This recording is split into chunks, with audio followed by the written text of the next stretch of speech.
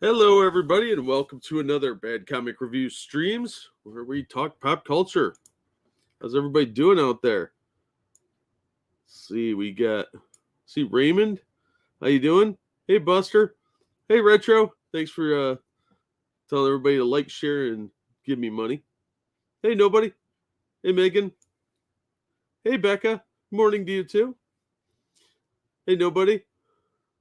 Squirrels. Yeah, just some minor technical difficulties I had to take care of. Sorry. No, Floofington's still missing, unfortunately. Were I a prisoner of my own subterranean love den, though? Ooh, that's a mixed bag, isn't it? Just to let you guys know, if you do donate, I won't be able to see it right away. There's some sort of technical thing going on with Streamlabs, but don't let that stop you from trying. So hopefully they'll have that fixed before the end of the stream. If not, I'll get any Streamlabs donations either on the next episode or on Monkey in the Morning. Long night, boy, am I exhausted. Oh, I'm sorry to hear that, Raymond. Hey, Zombie. Hey, John. Yeah, so I don't know what's going on with Streamlabs, but yeah, they're doing something there. Some kind of shenanigans behind the scenes. Also, the viewer count is apparently kind of jacked up, too. We were having problems with that earlier. So hopefully there's more than 5 people here. We'll see. So those are all minor things. In the meantime, we got a lot of interesting stuff going on. Start with some sad news as soon as I find the article. Hope everybody's doing well out in listener land.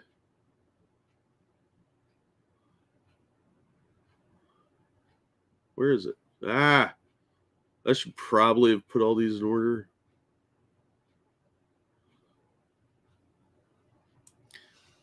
There we go.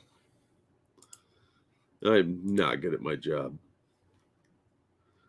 As soon as he says Phil Strangetale, it's been a little over 2 weeks. I don't expect he's coming back, especially as cold as it's been. He is not the type to go very far. So, unfortunately, I think something got to him. So, we've got a little bit of sad news. Most of it's not sad news today. It's just annoying or stupid. But we do have a little bit of tragic news. Gaspard Ulel is a Moon Knight actor on the upcoming show. He apparently died at age 37 after a skiing accident. 34 in Fairbanks. That's not a bad thing. Yeah, we were at like 9 last time I checked. I think it was lower than that. Fahrenheit. French actor Gaspard Ulel something, who was set to appear in Marvel's forthcoming Moon Knight series, has died at age 37. His family told newspaper agency AFP he died on Wednesday following a skiing accident in the Alps. He's one of France's best-known actors. He appeared in It's Only the End of the World and Saint Laureate, the biopic of a French fashion designer. The actor was skiing in Savoy region on Tuesday when he collided with another person. He suffered severe brain trauma and was airlifted to a hospital in Grenoble, where he died the next day. That's a fucking awful way to go. The other skier was not hospitalized, and an investigation is now underway. The news of the death came just one day after a trailer for Moon Knight, in which he stars as Midnight Man, was released online. French cinema is losing a huge talent full of charm and energy, tweeted French Finance Minister Bruno Le Maire. Writer and critic Casper Salomon paid tribute, describing Ulel as an actor of considerable magnetism, talent, and beauty who had already carved out an impressive and varied career. As well as being a movie star, he also appeared as a model. As the face of Bleu de Chanel fragrance, he was directed by Martin Scorsese for a 2010 television advertisement. So, yeah, very popular guy, and he died before his show even came out. So, I don't know if they wrapped filming on that, but let's hope so.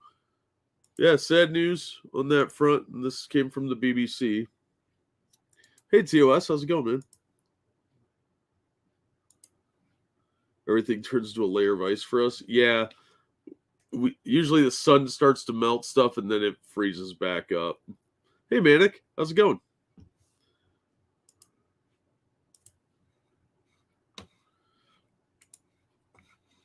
So, yeah, a bit of a tragic news before the show even begins.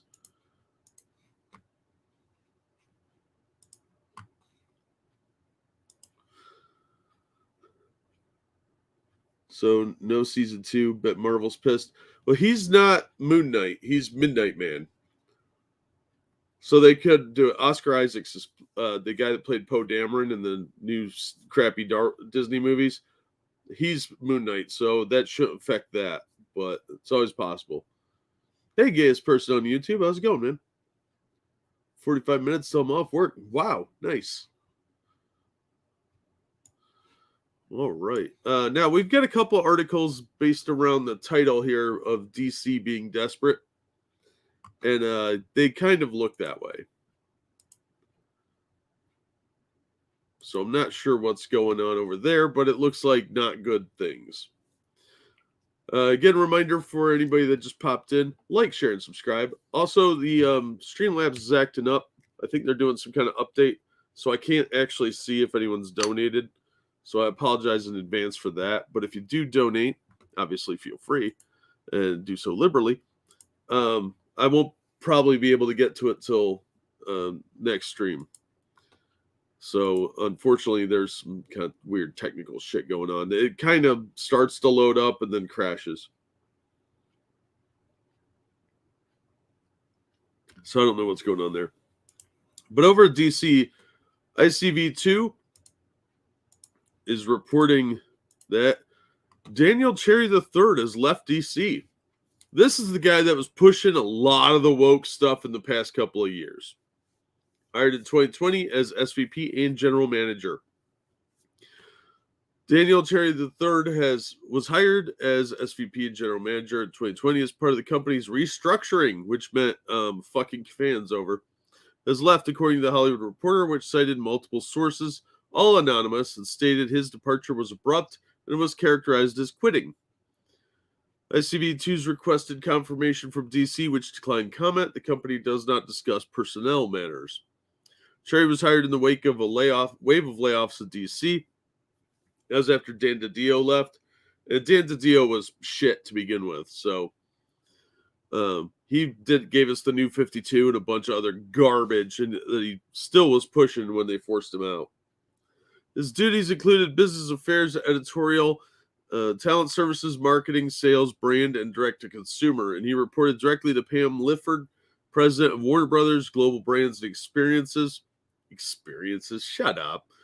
He also shared oversight of DC's business development with SVP Business Strategy, Finance, and Administration in DePies. Before coming to DC, he worked at Activision Blizzard Esports. Makes you wonder. Prior to that, he had a series of senior positions in marketing. He did work for the New Jersey Devils, not the actual Jersey Devil monster, but the hockey team. So not really a comic book background, so it's not surprising they jumped ship. The popular rumor going around on comic Twitter and various other places is that he got a job working with Kanye West, because him and Kanye had done some project in the past. So I don't know if that's true or not, but that seems to be what's going on. But the fact that he left means there might be some hope that DC is going to right the ship a little bit. I doubt it, but he's obviously seeing the writing on the wall, because the Discovery merger, they seem a bit more focused on profits, and it might be the death knell for DC. Server on your side too. That sucks. Oh well, looks like I'm gonna be broke for a few days. Yeah, I don't know what the hell's going on over there. But thanks for letting me know, John, because that actually does affect me quite a bit. Sounds like he poisons everything he touches. Yeah, he's very much a political activist, and he even said that. But a lot of the initiatives they're doing over there really just seem to be pissing off longtime fans. And When you start losing the whales, you start losing money, because they're the ones that start buying all the multiple covers and all that other stuff. They've been targeting speculators, and that is a really risky gamble that was done in the 90s, and it led to the crash. $4 cover prices back then for books that were normally $1.25, with stupid holograms and foil and stuff like that. It looked neat, but it wasn't worth the money. But all the speculators jumped on board, and eventually they wore out. So that's what led to a huge crash. And they're really banking on doing that again with the multiple covers for everything. It's the same shell game. You're not selling more books. You're suckering a couple of rubes into buying 5 to 10 covers of the same book. And that only works for so long, because people only have so much money. But speaking of DC, over at Bleeding Cool, Jim Lee honors George Perez at DC Comics headquarters in Burbank. On Instagram and Twitter, DC Comics publisher Jim Lee has been sharing a day in which he recently invited George Perez to the DC Comics headquarters in Burbank. They had lunch together. There they are. And you know what? Fuck Jim Lee. He's one of the executives over at DC, and he is personally overseeing these disasters. And he's honoring George Perez, who did great work, not only on the Avengers and New Teen Titans, but on Wonder Woman and a dozen other books, Crisis on Infinite Earths. And he has the balls to honor this man by shitting all over his legacy. So fuck Jim Lee. He is doing nothing to stop this woke bullshit, and he's letting them run rampant with this crap. So fuck him. He is a very talented artist, but he doesn't seem to respect any of the characters that he is overseeing. So I have lost all sorts of respect for Jim Lee, and the fact that he's honoring George Perez is a slap in the dick to George Perez. So yeah, I may be a little bit upset about that. Hey Oki, how's it going, man? Speculators move on to other media to invest in once the bubble pops. Yep.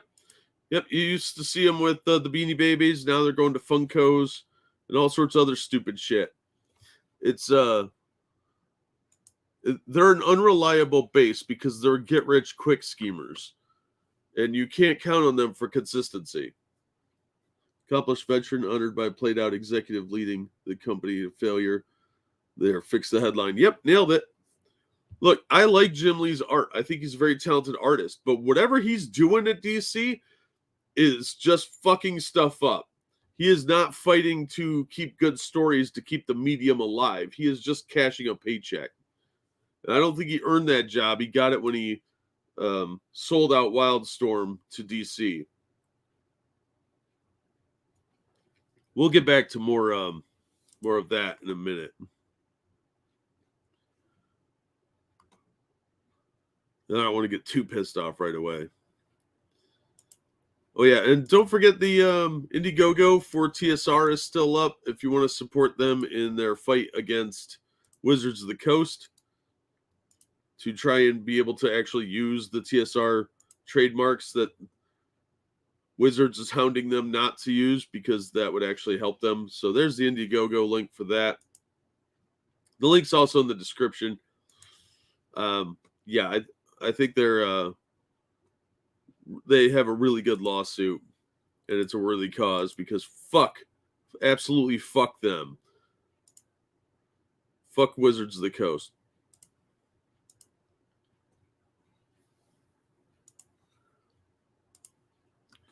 All right, give me a second here. Something's running slow. Speaking of Indiegogos,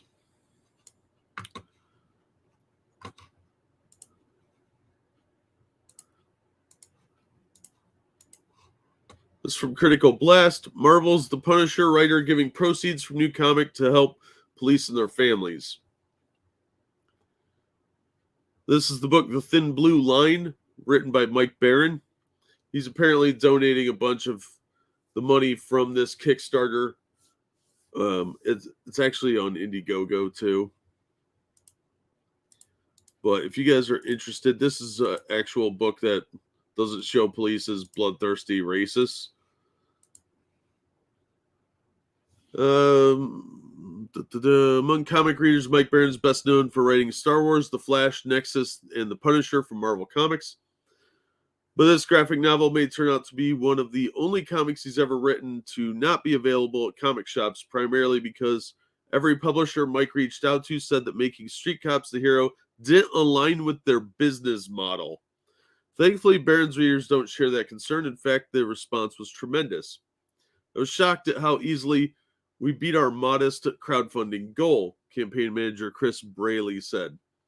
Mike's fans and law enforcement community really came out in force on Indiegogo, so today we're expanding the campaign to Kickstarter for 30 days to give anyone just learning about the Thin Blue Line a chance to get their first printing of what's destined to be a rare comic book. Unfortunately, it's rare because there's not going to be a lot of them printed.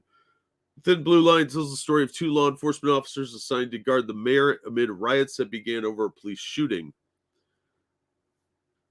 It's not polemic, and it definitely isn't a cop recruitment book, Mike Baron said. It's just a thrilling action drama, similar in many ways to elements my fans may recall from the 5 years I wrote The Punisher, which were grittier and more realistic than most mainstream superhero books. The book's penciler, Joseph Arnold, is a full-time police officer, which lends authenticity to the story. Arnold had always hoped to work with Baron, but had very personal reasons for wanting to illustrate the Thin Blue Line. Let's see if they give the... Well, there's the website, but I did drop the Indiegogo, which is still active. So if you want to support this, it is on Kickstarter, and you can still get it on Indiegogo. No notifications, I just have to clip on. Yeah, well, glad to see you, Evil One.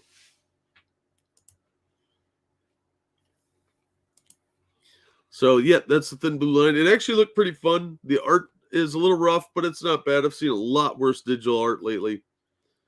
So, there you go. They raised $53,000 on Indiegogo. It closed at 28, so it's actually gone up quite a bit since December 22nd. But yeah, you can still get it.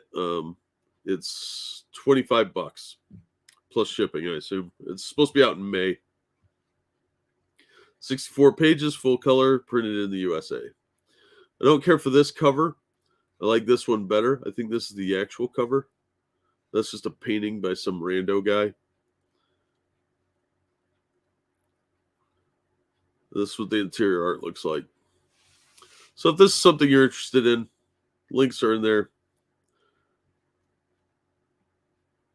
Not a huge fan of Lady Cop here, but, you know, what are you going to do? Hey, Spoonie the Rebel. How's it going, man? Universe is screwing, Jack. Fuck you, Universe. Yeah. Sounds about right. Day ending in Y.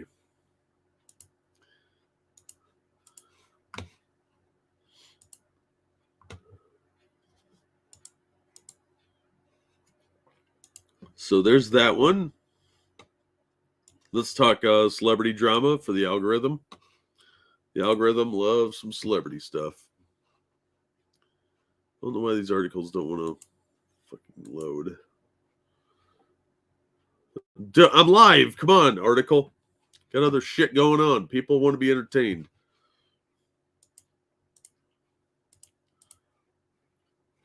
Can't sleep? Oh, dude, that sucks. I know the feeling all too well.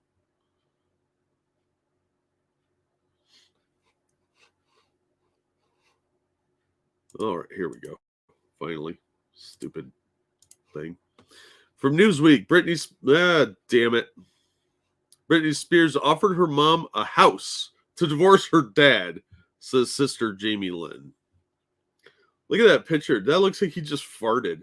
I farted. Her mom's not bad looking. Jamie Lynn Spears has claimed in a new interview that her sister, Britney Spears, offered her mother a new house if she divorced their dad. Lynn Spears and Jamie Spears divorced in 2002 after 26 years of marriage. And Jamie Lynn Spears has stated in her new book, Things I Should Have Said, that the move for the marriage to end was sparked by their pop star daughter. Discussing her claim on the Call Her Daddy podcast. What? Jamie Lynn Spears told host Alexandra Cooper that the idea of a child incentivizing her mother to leave her dad was a really weird fucking thing to do. Yeah, life's full of weird shit, honey. I was really confused by that, she said of the situation. Now looking back, like, what a weird fucking thing to do. It seems like a weird thing, like, I'll give you a house if you divorce dad. Why would you want your kid to be able to tell you that? Already these dynamics are messed up, and that's where I think, too, my dynamics were kind of effed up because my sister's paying bills, but as a kid, I didn't have a choice where I put my head or where I slept. But you didn't have a problem cashing all those sweet Nickelodeon checks, did you? Like, what am I going to do? Tell my mom I'm not sleeping here? Well, guess what? You're sleeping on the street. I had no choice over that, but it was confusing me. I thought, wait, so they're going to get a divorce, and my sister said she's going to pay for it. Can you imagine the math that's going on in my head? However, while Jamie Lynn Spears has said that toxic singer Britney Spears got the ball rolling on the divorce proceedings amid claims that her father battled alcoholism, she insisted that her parents' relationship remained the same. Nothing changed, the mother of two said. Me and my mom still argue about this. Dad was still there the first night we stayed in the house.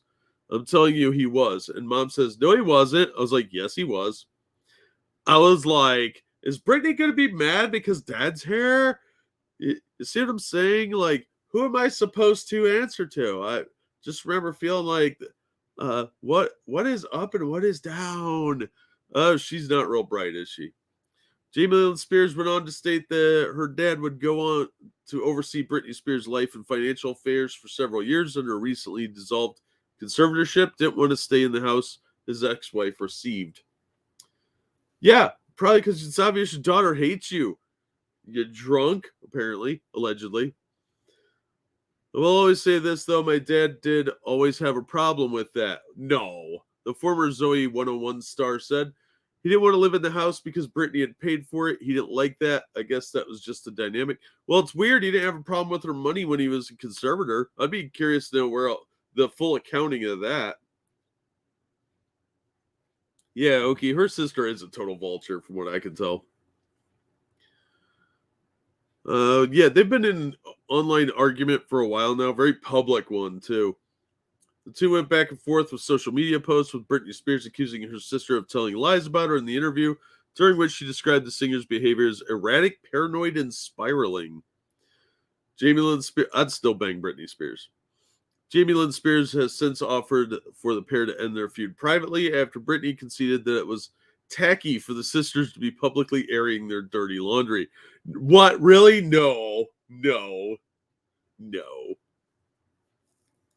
However, it has yet to be seen how Jamie's appearance on Call Her Daddy podcast will affect the healing process. Probably it won't. That's pretty obvious. Fuck off. Can you pull out your phone and read that recent text from Brittany? The host asked. Seen then answering her phone, saying after she ended off, she says to me, before the screen dramatically cuts to black. Oh, ooh, wow. So fucking divisive, man. That family is really, really messed up. And it's sad. They're incredibly wealthy and they're that fucked up. They can't just get along. They got to fight over money. It's disgusting. Jamie has to cash in on the drama first. Yeah, she's got a book to sell. Yeah, she got to hawk that book. That Nickelodeon residuals are probably drying up. I get it. You got to make a living, but shitting all over your sister doesn't seem very cool. Let's talk about Hulu for a second. Because this is from Bounding Into Comics. Hulu has a show called Woke. And they just fired the black female showrunner with an anti-racist white man after she refused to only punch down at white men. According to a writer who claims to have worked on Hulu's aptly named comedy Woke, a comedy's a bit of a stretch, the series staff were not only directed by higher-ups to only punch down at white men, but that the show's original black female showrunner was replaced after refusing to comply with such anti-racist demands. Good for her. These events were recalled in a recent guest piece written for Barry Weiss's Substack, Common Sense, titled Hollywood's New Rules, wherein writers Peter Kiefer and Peter Savanink discuss the ideological and cultural transformation that the entertainment industry has undergone in recent years. Yeah, you mean down into the gutter? It's a good thing they have a trash can here pictured. At one point in their piece, Kiefer and What's-His-Face noted how the politicization of content production creatives said, "We're going to be the industry's death knell," before presenting woke as Exhibit A in the case of these encroaching woke standards. The comedy series, which appeared on Hulu in September 2020, should have been the statement on America right now. It's about a black cartoonist who is awakened to systemic racism after a run-in with the cops. Of course, the evil white cops. It looks like these two are fucking. They said the show started off on the right foot. The showrunner, Aisha Carr, in the writer's room she oversaw, delivered a strong batch of early scripts, according to several writers on the show. They continued when the producers weighed in. The notes were also sanctimonious, one writer said. It was never supposed to be as serious as it was. We wanted a thought-provoking show that made fun of woke culture and explored notions of what a black artist's life would be like in San Francisco among white liberals, mostly dodging poop and needles in the sidewalk, I assume. But we could only punch down at the safest targets, white men. The irony was not lost on anyone, they pointed out. The black writers, starting with Carr, were more willing to take risks and poke fun at anti-racist orthodoxy. Oh my God, that's actually shocking. And it probably could have been fun. Ironically, though not unexpectedly, this clash led to creative differences. Soon, Carr, a black woman, was out. She was replaced by Xander Lehman. Oh my God, that sounds like a Bond villain. I am Xander Lehman. You shall die. A white man. Then Lehman was out too, replaced by Jay Dyer, who is black. Jay was brought on toward the end for optics. The black writer on the show told Kiefer and Savnik, whatever. Any black guy would do, that was the energy I got. And nothing like being a diversity hire. In light of these developments, the quality of scripts suffered, and the show, which premiered in September 2020, landed a 53% green splat average audience review on Rotten Tomatoes. However, just a few months after its premiere, the show was greenlit for a second season, although it replaced Dyer with a fourth showrunner, Anthony King, who is white. As the topic of the show's history came to a close, Kevin Parker, a black talent manager whose artist first agency includes woke co-creator Marshall Todd among its clients, tellingly told the two writers, "This whole diversity thing, it's about money." No, really? It's good business to tell more stories from different perspectives, and that's all it really is. Yeah, right. Show me those good stories that you're talking about. It's good business, but it's not good stories. So, yeah, they fired somebody for not wanting to just beat up on Whitey. So that's kind of lame. Morning, Hazmat. A show called Woke. Yeah, they're not even trying. I'll be a diversity hire for these nitwits in Hollywood. I'll sit there, cash those checks, and let them make trash TV, then move on to the next showrunner job. Yeah, it's a great gig. It's a great gig if you could get it. And I don't blame people for doing that. I think it's pathetic that the companies are that sad and desperate, but I don't blame anyone for doing it. Especially with some of the paychecks we've seen these people getting. They're huge. These diversity and inclusion clowns, they're getting a ton of money.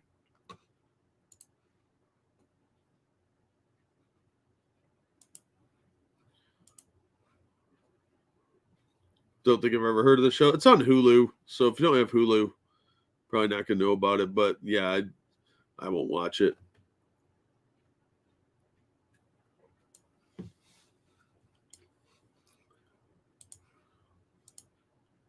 Okay, over at ICV2, the Rocketeer flies again in the Great Race. New miniseries from IDW marks 40th anniversary of the original. IDW is launching a new miniseries featuring the Rocketeer, the character created by the late Dave Stevens. It's really an amalgamation of several other characters over the years, like Commando Cody from the old serials. The Rocketeer, The Great Race by writer-artist Stephen Mooney will launch in April. The miniseries is set in the same time period as the original, the late 1930s, with war on the horizon. Stunt pilot Cliff Secord decides to play it relatively safe and give up his Rocketeer exploits, opting instead to join the high-stakes air race from California to France. Nothing is that simple, though, and some of the competitors in the race have designs of their own that create new perils for Cliff. Each issue of the miniseries will include a section of reminiscences of Stevens by his family, friends, etc., collected by Kevin Mao, producer of the upcoming documentary Dave Stevens, Drawn to Perfection. First issue will be in April. So Mike Grell's Star Slayers, where the Rocketeer premiered in 1982. So there you go. New Rocketeer story with Cliff Secord, unlike the new movie that's coming out where they race swap them.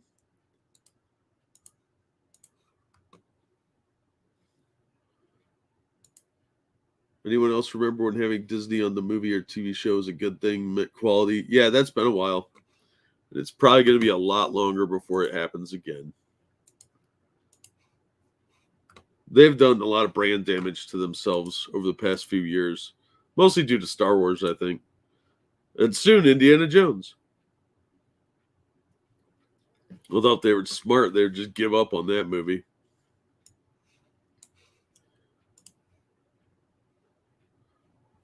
All right. Now we're going to jump over to Kotaku to talk about a story that I think most of you are probably aware of by now.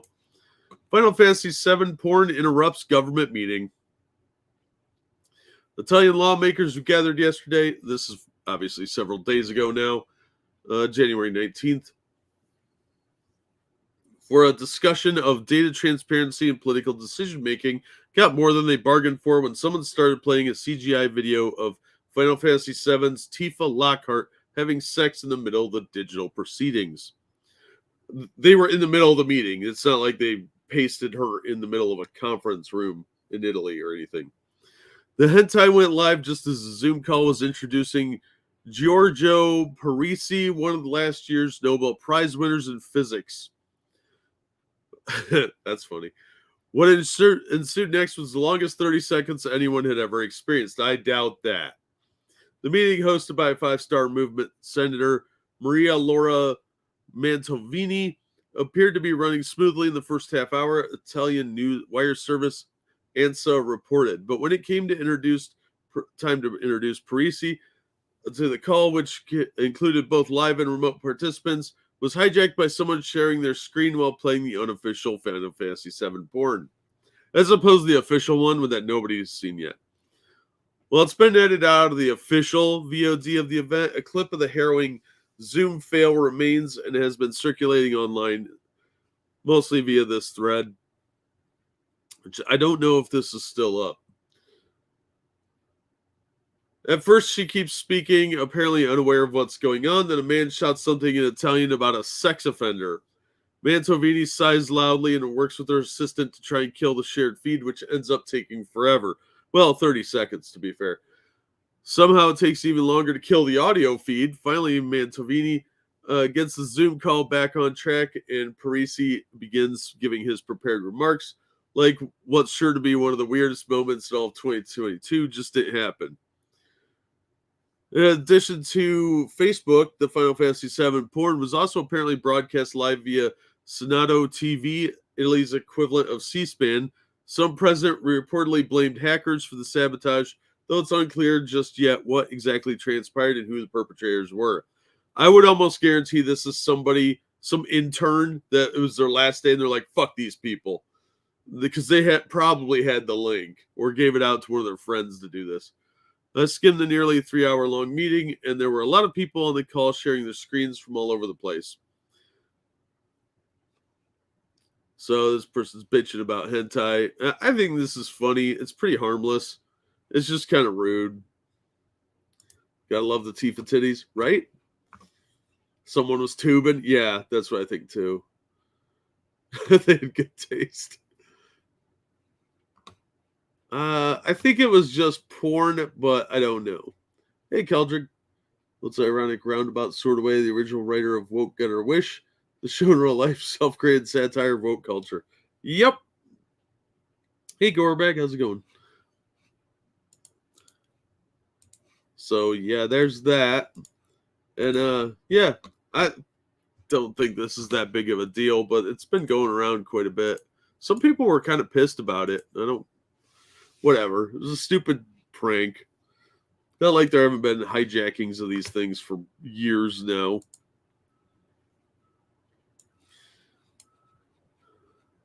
Now, according to Cinema Blend, this is from a couple days ago, about the 15th or so. The Italians getting actual fights during sessions. They clutch some pearls over heads. Yeah, they would. Fucking pussies. Why The Walking Dead creator Robert Kirkman is being sued over Prime Video's Invincible. Excuse me. In 2021, Amazon Prime Video debuted the animated series Invincible. The series won acclaim from viewers and critics alike while becoming a breakout hit for the streamer. Now, Invincible and The Walking Dead creator Robert Kirkman has found himself at the center of a lawsuit over rights and the source material. In a lawsuit via The Hollywood Reporter, comics colorist William Crabtree alleging that The Walking Dead impresario pursued him to give up ownership stake in the popular comic series. Why would the colorist have any ownership in the series? Crabtree claimed he and Kirkman were co-owners of the landmark comic as he was the colorist on the first 50 issues. The suit alleges that in agreeing to this arrangement, Crabtree lost the chance to generate any revenue connected to Invincible. Well, then why'd you agree to it, you idiot? You're the fucking colorist and you had some part ownership of this? You're dumb. The official documents from the lawsuit allege Kirkman falsely told Crabtree that Crabtree's rights and financial interests in the work would remain unchanged if he signed the certificate of authorship. The document would simply allow Kirkman to market the licensor of the work more easily, resulting in greater profits for both of them.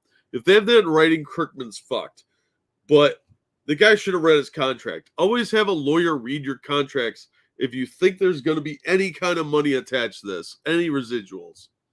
The lawsuit also made some allegations about Robert Kirkman's character, claiming that fraud and deceit has become a standard business practice for Kirkman. I've heard that before, actually, and apparently where his true creative aptitude lies.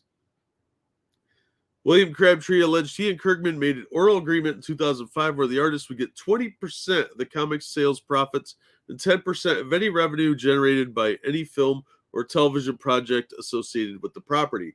Crabtree claimed he continued to receive payment from Kirkman regarding their agreement as Invincible went through 2 failed adaptations before it took off as an Amazon Studio series. He alleged that the Prime animated series was a turning point as Kirkman reportedly notified Crabtree about his stake in the series. The lawsuit further alleges that he questioned Kirkman about receiving recurring royalties and claimed that the Walking Dead creator referred to the payments as bonuses. Kirkman is accused of reducing Crabtree's contribution to work for hire status. It probably was originally, let's be real. You're the colorist. William Crabtree is looking to regain his status as co-creator and receive any profits generated by the comic. This lawsuit marked the second time Kirkman and attorney Devin McRae, who is representing Crabtree, have crossed paths regarding a comic book. In 2012, Kirkman was sued by artist Tony Moore over similar issues related to The Walking Dead. The two parties settled their disagreement for an undisclosed sum, which was probably a lot. After becoming a breakout hit, Invincible was picked up for 2 more seasons with the possibility of a live-action movie. Of course, the series is one of multiple comic adaptations Kirkman has going on. Yeah, The Walking Dead's the obvious one, and Oblivion Song is getting a live action. So I don't know why you would give the colorist any ownership in the product. That's just dumb. Maybe if he was an artist or something, but this guy should have had all this in writing. Oral arguments or oral agreements are dumb. Hard to prove, but better to have a witness. Yeah, exactly, Retro. So he's suing to announce to everyone that he's an idiot and wants it written in judicial record. Yep, nailed it pretty well, Okie. Yeah, this guy's a moron. Always get everything in writing. Seriously, you got to cover your ass and assume that no matter how nice somebody is to you right now, that they're going to stab you in the back when the money comes in. And if you agree to work for hire, you agreed to work for hire. Yeah, it sucks, but that's a very common practice, especially in comic books. Oh, Streamlabs seems to be working now. Yay. Maybe. My end loaded up. I don't know about anybody else. Oral. Right? All right, let's see what's next. Is the MCU for rich people? It's a question we ask ourselves never, really, but, here we are. Here we are at aninjusticemag.com. I think Frosted sent me this, or Shady. One of you two did it. You're always sending me this depressing shit. The MCU is for rich people. The global franchise is propaganda by the wealthy and for the wealthy. From Alex Mel Taylor. I'm rich. Oh, fuck off.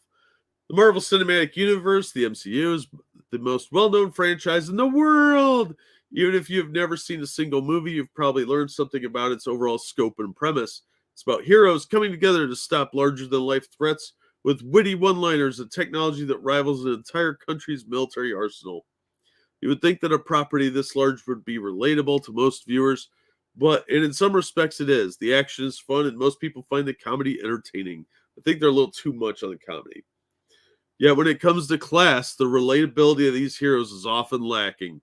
As we look at the income levels of many MCU heroes, the wealthy are disproportionately overrepresented. We see this inflation both in terms of the characters as well as the ideologies that these films represent. Oh no, it's not important to try and work hard to become rich and maybe use that as inspiration. No, you should just aim to be poor. Eternals sucks, nonsense garbage. Yeah, Eternals did suck. I know a couple people who work for spec like that in illustration board games. They're not smart enough to pay their lawyer $100 to look over any new contract rights holders want them to sign. Yeah, it's worth it to have a lawyer look it over. Oh, cool. Thanks, Retro. Thank you, Retro Gamer, who says test. Thanks, dude. Appreciate it. Peter Parker, Steve Rogers. Yeah, working class schmoes. Yeah, nope, not paying attention to them. The franchise is not relatable to the working class at all, except for Steve Rogers, who's like a normal military dude. And let's not forget Peter Parker, who can constantly try and fight to make ends meet. It's for the rich, which should give most viewers some pause as they watch this allegedly harmless entertainment. Allegedly harmless.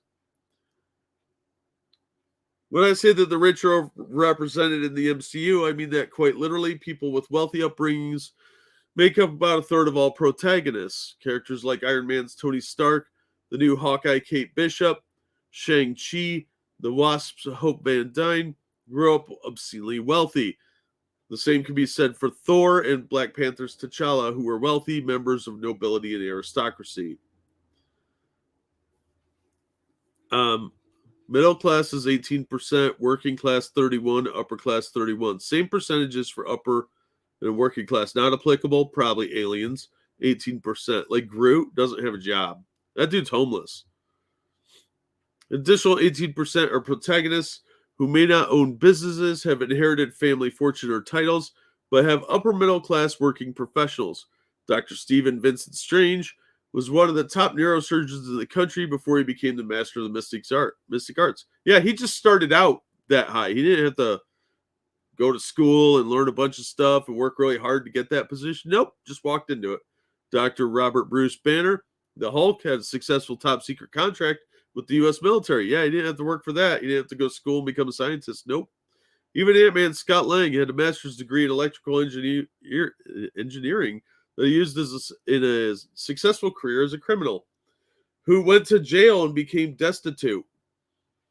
Many of these characters were coded in their films as being working class. Scott Lang was fired from a service job at the beginning of Ant-Man. At the start of his movie, Shang-Chi was a valet, living a simple working class life with his friend Katie. However, when we look at their backgrounds, they grow up poor. You know, people can move up and down the social strata. Lots of rich people end up poor. Lots of poor people end up middle class or rich. Scott Lang was a middle class working professional stealing money from upper class criminals. As leader of the Ten Rings organization, Shang-Chi's father was secretly one of the richest men on the planet. Probably. Probably. You don't know? You don't know? That defeats your argument. Bruce Banner was working in a bottling plant in The Incredible Hulk because he's on the run, not because that's what we think he should be. He was a successful scientist. These characters were and are well-off people going through rough times. Yeah, so once we exclude characters who do not qualify for class analysis because they had non-traditional upbringings, think Vision, The Watcher, Natasha Romanoff, etc., about 32% of the MCU leads had genuinely working-class backgrounds. This included men and women like Peter Parker, Sam Wilson, Carol Danvers, and Wanda Maximoff. They were people who textually are shown struggling with poverty growing up and often in the present as well. Sam Wilson, for example, had an entire scene in his show where he can't get a bank loan. No, that was due to racism because he's black. He's definitely no Iron Man. Yeah, which makes it difficult for poor people to have all the cool gadgets, which would make for kind of boring storytelling. You want fantasy. Many of these figures, though, are already beholden to the status quo in some way by the time we meet them. Nearly 60% of these working class heroes have a military background. Oh, for shame, with a long history of serving the state. Carol Danvers was an Air Force pilot. Steve Rogers, a World War II recruit, which they owe him a lot of back pay for, by the way. Clint Barton worked for the intelligence agency SHIELD. Sam Wilson was an airman. These figures seem to have loved the branches they served and never delivered genuine dissent against the state in a tangible way. So what does that have to do with anything? Closest we get to actual conflict is in the movie Captain America Civil War. And that film is not about our heroes protesting the injustices of U.S. society, but rather them upset the U.S. government wants to regulate their vigilantism. This person's just pissed off at superheroes because they're cool. Furthermore, the narrative often frames these characters so that any class commentary from the source material is defanged. For example, in the early 2000s Spider-Man trilogy, Peter Parker is shown struggling with poverty. He's behind on his rent, his apartment is shitty, and he cannot get ahead in his chosen industry for photojournalism, despite secretly being subject that he is photographing. They did sort of address that at the end of the new one. So, yeah, they did address it better in the original trilogy, yeah. Yet in the MCU version, he's described as poor. Peter allegedly had to dumpster dive to build his first suit's tech. We don't see that reality on screen. His apartment is very nice for something in New York City. He goes to a great school. He's probably a scholarship kid. His most significant problem seems to be asking out a girl. His mentor moves on from being Uncle Ben, the working class mentor who infamously said the line, "With great power comes great responsibility," to the billionaire Tony Stark. Yeah, that was kind of stupid. I think they did fuck up Peter Parker quite a bit in the new one. So I'll give him that one a little bit. In the MCU, we moved from the rich CEO being the villain in the 2002 Spider-Man movie, see the Green Goblin, to being the hero. So Peter Parker ends the second movie. Why do you want all CEOs to be villains? That's dumb. They wouldn't keep their jobs very long. And besides, the Green Goblin's mentally ill. Peter Parker ends the second movie far removed from his allegedly poor roots. His aunt effectively becomes a philanthropist raising money for those displaced by the blip. That seemed more like a non-profit than anything else. Her son stands behind her in a $100 million suit. He's not her son. That's her aunt, you idiot. That's not a working class narrative. Yeah, the suit thing is stupid. The only two working class protagonists I can see that generally are not active agents of the state or sycophants of the wealthy are Wanda Maximoff and Peter Quill, two people on the edges of Earth's society. Peter Quill is a criminal turned hero zipping through space in Guardians of the Galaxy, far removed from the politics of our planet, and not for lack of trying, I'm sure. And Wanda is a former freedom fighter who, after the results of WandaVision, is more of an anti-hero than a true hero. She enslaved an entire town. We're talking about two leads in a list of over 20 that are not capital H heroes that we think of when the word Avengers is brought up. Oh, I disagree. I think Wanda's a really interesting character, and Star-Lord's not an Avenger. In fact, many of the people with actual class commentary in the MCU are coded as downright villains. Carly Morgenthau from the Falcon Winter Soldier wants to create equality. No, she wanted to create equity for the people of the world and prevent our governments from returning to a pre-snap status quo. And she's depicted as a monster. Probably because she murders people. Killmonger wants to dismantle white supremacy. That shouldn't take long. There's not much of it. And he is portrayed as going too far. Adrian Toomes, the Vulture, identifies that Tony Stark, a billionaire, should not be getting paid to clean up the fallout for the Battle of New York because it's a mess he partly caused. No, not really. Thanos caused that. And besides, that's what Damage Control's job is. Yet Toomes is the movie's primary antagonist, maybe because he steals things a lot. No one criticizes the status quo as a hero in the MCU, and as a consequence, our leads are often literally fighting against the people who want to change things. Change isn't always good, by the way. I still like the MCU. I can quote monologues from Thor Ragnarok. Why? And Black Panther, but I understand that this franchise is not for me. The MCU is a very conservative entity, okay, that ultimately perpetuates narrative that affirms the status quo. It's hyper-militaristic, which a lot of it would be, and a lot of the people that would have the skills necessary to be superheroes would have military backgrounds. It values the opinions of the rich over anyone else. I don't believe that. And that stops me from getting too wrapped up in it. If you like the MCU, that's fine. As a trans leftist, I like many properties that aren't for me. I am currently binging The Witcher 3 on PlayStation and loving it. And I'm not a straight centrist who grunts at everything, and I can still play it. You do sound like somebody that bitches a lot, though. I don't for a moment think they're my values reflected in this game, and the same sentiment applies to the MCU. It's for the rich, and if that's not for you, maybe start questioning your attachment to this iteration of heroes. The rich already have enough. You don't have to give them your definition of a hero, too. This person's a fucking moron. There are plenty of working class people in comics. Daredevil's a lawyer. That's middle class for the most part because he does poor people law, volunteering a lot of work.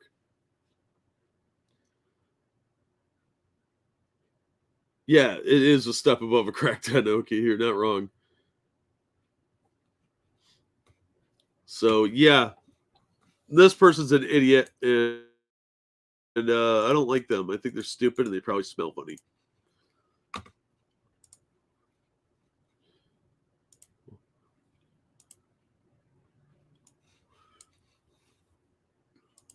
Okay.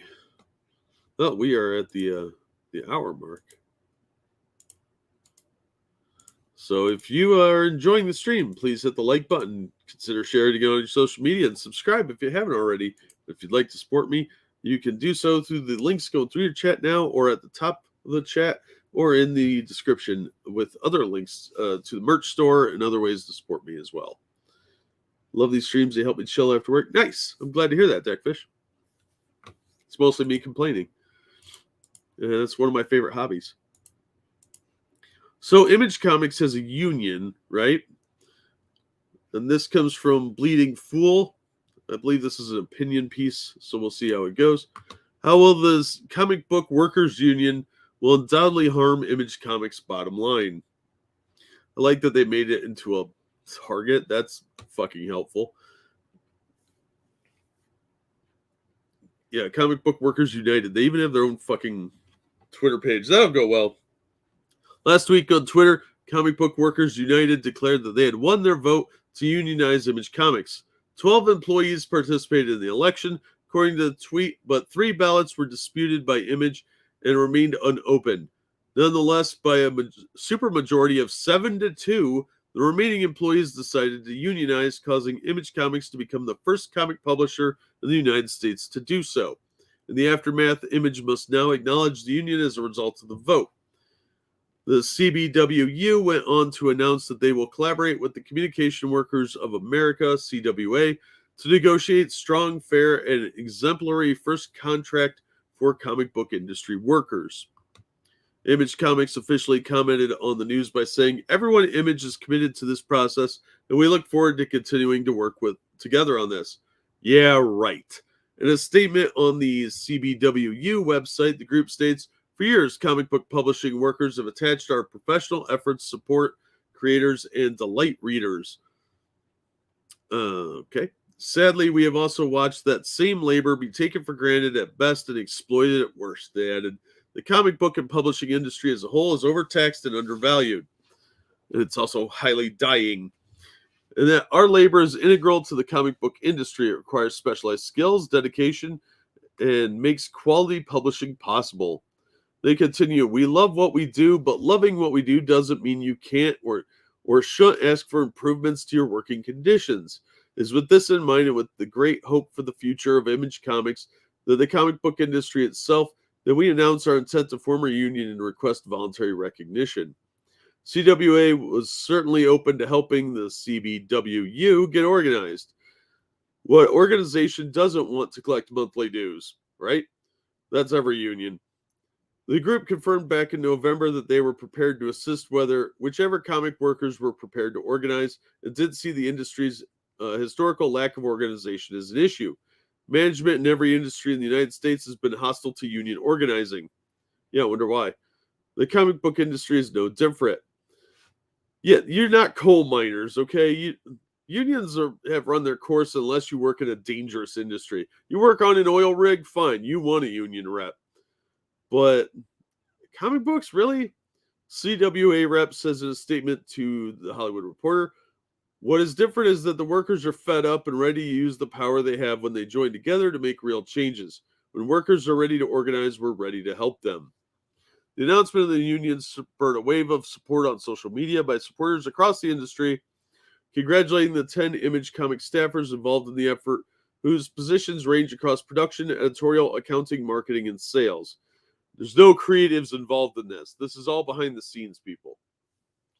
They are Emilio Bastida, Ryan Brewer, Leanna Cantor, Marla Isaac, I don't know, Drew Fitzgerald, Melissa Gifford, Chloe Ramos, Trisha Ramos, John Schalfman, and Erica Shantz. None of them are writers, pencilers, inkers, colors, or letterers. They're all what would commonly be called support staff, which tells you that this is probably like Kickstarter, where they wanted a say on what kind of books they published and by who. But these guys aren't the creators. They aren't making the books. Yeah, marketing and sales is pretty important. All these are important positions. They're also all replaceable. Hey, Monkey. Good luck with that, idiots. Exactly, Raymond. Unionize means the Image can now insert a non-compete clause into the negotiated contract, and you can't fight it too much. It's precedent. Oh, that's actually fun. Yeah, these people are dumb. Oh, thank you, Keldrig. It's ironic that one of the wokest industries is so resistant to unions. Ironic, but not surprising, right? Right, because the union could easily flip the other way. But although none of these staffers are on the creative side, mainstream comic book press outlets were overwhelmingly progressive at their core, were quick to cheer the move and frame this as a natural progression for Image Comics, being that the company's origins are that of the independent house founded by comic artists looking for more creative control and ownership of their creations. Yeah, they keep saying natural evolution, other creative adjacent fields to embrace, that sort of thing. Those who embrace the need for a union in the comic industry seem to be convinced that labor unions are primary concern about the wage earners, and many are convinced that a labor union can be the only thing that stands between the typical wage employees and a life of poverty, punishing work hours, and horrific work conditions. Yeah, except for all those labor laws. These people ignore the critical importance of falling prices in order to increase incomes. Most people believe that a higher pay scale is all that matters, especially in Joe Biden's America, where we have chronic inflation and prices aren't falling anywhere. Real pay increases can only come from increased profitability, which is done by increasing the output of each employee, which in turn increases the supply of goods and services produced relative to the supply of the labor. That's crazy talk. That makes too much sense. Stop it. And he goes on, but how profitable are comics right now, or the comic book industry as a whole? When you ignore the high sales of imports like manga in the US, Western comic book industry is a slump. It's a little worse than a slump, dude. It's dying. After all, comic books are literally discretionary items for consumers, and consequently, the drivers affecting the industry revolve around consumer choices and affordability. In an age of handheld computers, streaming movies, and online video games, comic books haven't been able to hold their own since their once esteemed ubiquitous position on the menu of preferred items of entertainment for most consumers. They haven't been that way in decades. And quite frankly, if the inflation keeps going up and prices keep going up, comic books aren't going to last. They're going to end up being graphic novels. Hey, sorry, Adamantine. You're going to see graphic novels like they have in Europe. Or at best, mangas. But I think they'll end up being like quarterly publications. So, yeah, they formed an image union. And one of the image creators took all of the names of the people that voted for the union out of their book as a big middle finger. But they're going to end up, this is going to hurt them more than anything because they're going to be fighting constantly with management now, and they're going to have to pay a percentage of their wages to the union. Yeah, here. Over the past few years, Image's maximum full-time staff was only around 24, and they had to lay off 4 of those during the coup. And if Image still maintains their original pattern of charging flat fees rates to creators for publishing fees, they aren't really netting a lot of money. See, how Image works is if you have a book, it's completed, and you want to publish it, you go to them, you pay them a flat rate, and they take a percentage of the profits. That's it. So you're paying them that flat rate, and they're doing the work of publishing it to orders and stuff like that. And then you guys split the shares. And until Todd McFarlane released the new Spawn book, they weren't even charting in the top of the sales ranking. Every now and then they'd get one, but that was about it. As demonstrated just last week in Buffalo, New York, the only unionized Starbucks in the country was held hostage by their recently unionized employees. After barely being unionized for a full month, most of the staff walked off the job Wednesday saying they lacked the resources to work safely amid the surging coup. 6 employees who had been scheduled to work formed a picket line outside the Buffalo store, leading Starbucks to close the coffee shop for the entire day, thus losing money. And under the new law signed by the governor of Oregon, if this happens at Image Comics, those employees are still getting paid while they strike. So Image will be forced to pay its employees to stand in opposition to the company rather than paying them to work. That's not all. Even the most reasonable and rational person, while under the new union's list of demands, are initially not problematic. Their final demand borders on the absurd. A collective voting option to immediately cancel publication of any title whose creators have been found to have engaged in abuse, sexual assault, racism, xenophobia, homophobia, transphobia, anti-Semitism, Islamophobia, ableism, etc., until such time as said creators have engaged in meaningful reparations toward affected person or persons. Basically, that means that the group's production staff decides a creator on a book is problematic, they can immediately decide to cancel the book, even though the owner of Image Comics has already decided to publish it. Isn't this kind of judgment reserved relative to the beholder? Yes, this is horrific. This is going to keep a lot of really talented people who are somewhat edgy from working at Image. And it could include even Todd McFarlane himself, because some of what he's done in the past would probably be seen by these lunatics as edgy. Fuck off. I'm not buying Image. That shit's ridiculous. That union is doomed. Yeah, I think that union is doomed. Hey, Evil Ferret. I think what's going to happen is Image is going to take a look at this. Their lawyers are going to be like, look, under that new law, if they strike, you got to pay them. They're going to see how much money they're losing, and they're going to uproot and move. They're going to move to a more business-friendly state, and they're going to say, oh, you have to move on your own, just like we saw with other companies recently. And if you don't want to do it, who was it did this? One of the lazy news sites. like not BuzzFeed, but somebody in their orbit. I forget the name of it. They moved to Los Angeles because they're an entertainment blog. AV Club. They moved over to LA, and a bunch of people ended up staying in Chicago. It's the easiest way to get rid of people is, they have roots there. Just up and move to a more business-friendly state. It also means that they're going to gatekeep a bunch of people out. They tried this at Kickstarter, and Kickstarter used the pandemic as an excuse to fire a bunch of people. And they were all mysteriously union people.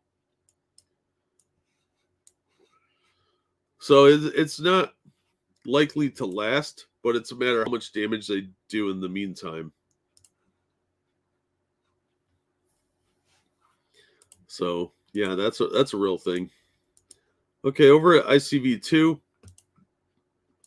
IDW is losing the G.I. Joe and Transformers licenses at the end of this year. Releases of both will wrap up over the course of 2022.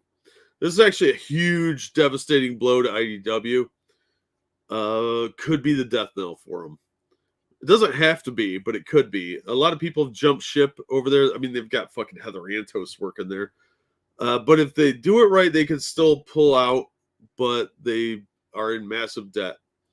Two of IDW's published Hasbro licenses, G.I. Joe and Transformers, will conclude at the end of 2022. The company told ICV2 this evening. IDW will continue publishing comics based on both licenses throughout the year. Its licenses for two other Hasbro properties, My Little Pony and Dungeons & Dragons comics, will continue.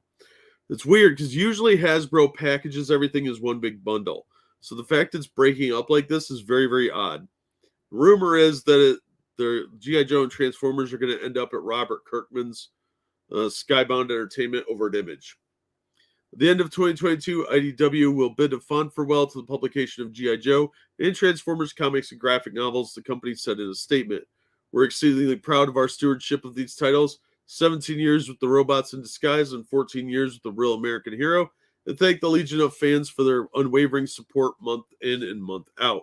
We're also eternally grateful to every one of the talented creators who helped bring these characters to four-color life through our comics. The monthly Transformers and Beast Wars series will come to an end during the summer, but IDW still has more content in the pipeline. With these two stories coming to a close, that paves the way for two new mini-series events, which longtime Transformers fans will never see coming. IDW will also publish a variety of one-shot projects spotlighting heroes and villains from across Transformers history. The reason they're likely closing these up in the summer is so they could get the trade paperbacks out and get a bunch of those out and make money off of them. G.I. Joe will conclude with issue 300, and IDW will move forward with G.I. Joe Real American Heroes Saturday Morning Adventures, which was announced last year, which actually looked really fun. It's based on the cartoon. Throughout the years, we will have a handful of special hush-hush projects planned to celebrate the 40th anniversary of everyone's favorite daring, highly trained special missions force, the company said. The statement concluded with news about two other Hasbro licenses for readers of our My Little Pony and D&D comics. Never fear, IDW will continue its wonderful working partnership with Hasbro on these projects, and we encourage fans to stay tuned to IDW's social media for huge new project news in February and March relating to those titles. Yeah, they lost the Star Wars Marvel licenses earlier, and those went over to Dark Horse, kind of, because IDW was doing stuff aimed at younger people, and some of it was actually pretty good. But unfortunately, the licenses got yanked by Marvel because they could see what kind of trouble IDW was in. And Dark Horse got a High Republic license. Marvel's going to keep doing the Rebellion era and I think the newer stuff. But the High Republic, which is in the long, long ago of the hipster fantasy future, that they're going to have that over at Dark Horse.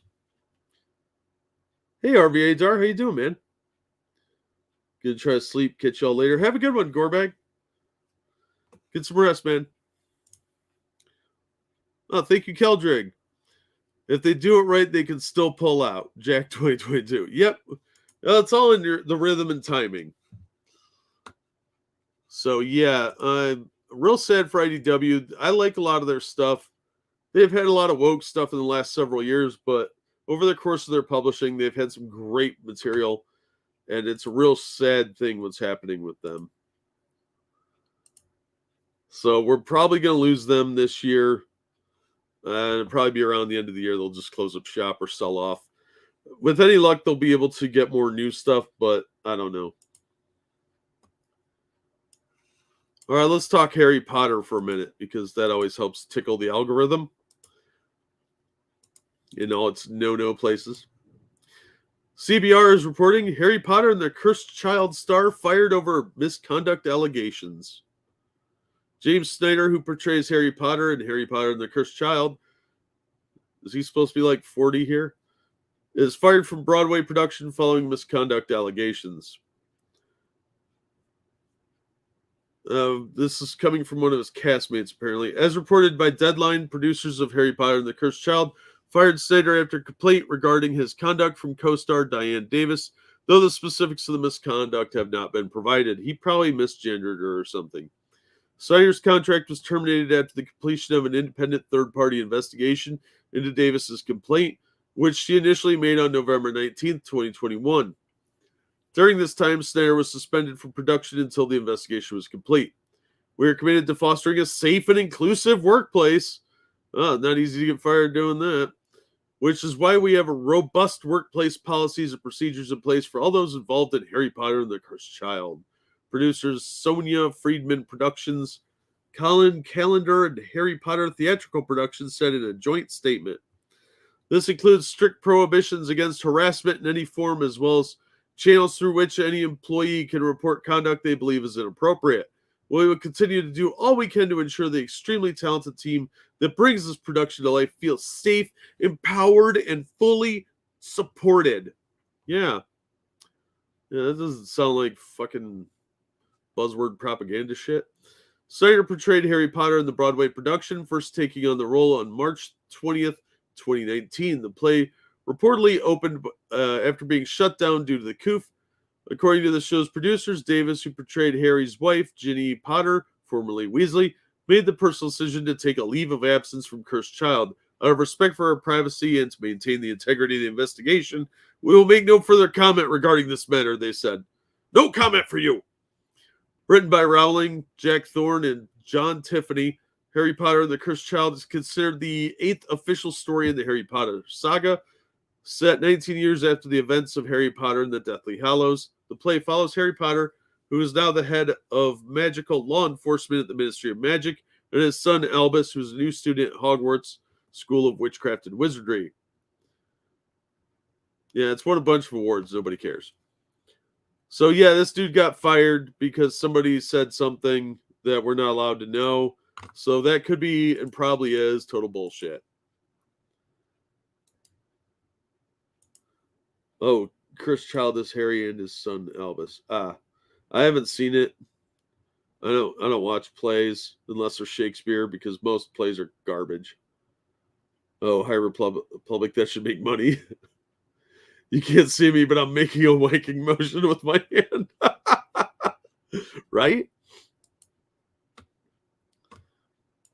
So yeah, it's fucking dumb. If they're not gonna come out and tell us what he's said to have done, then I just have to assume it's bullshit.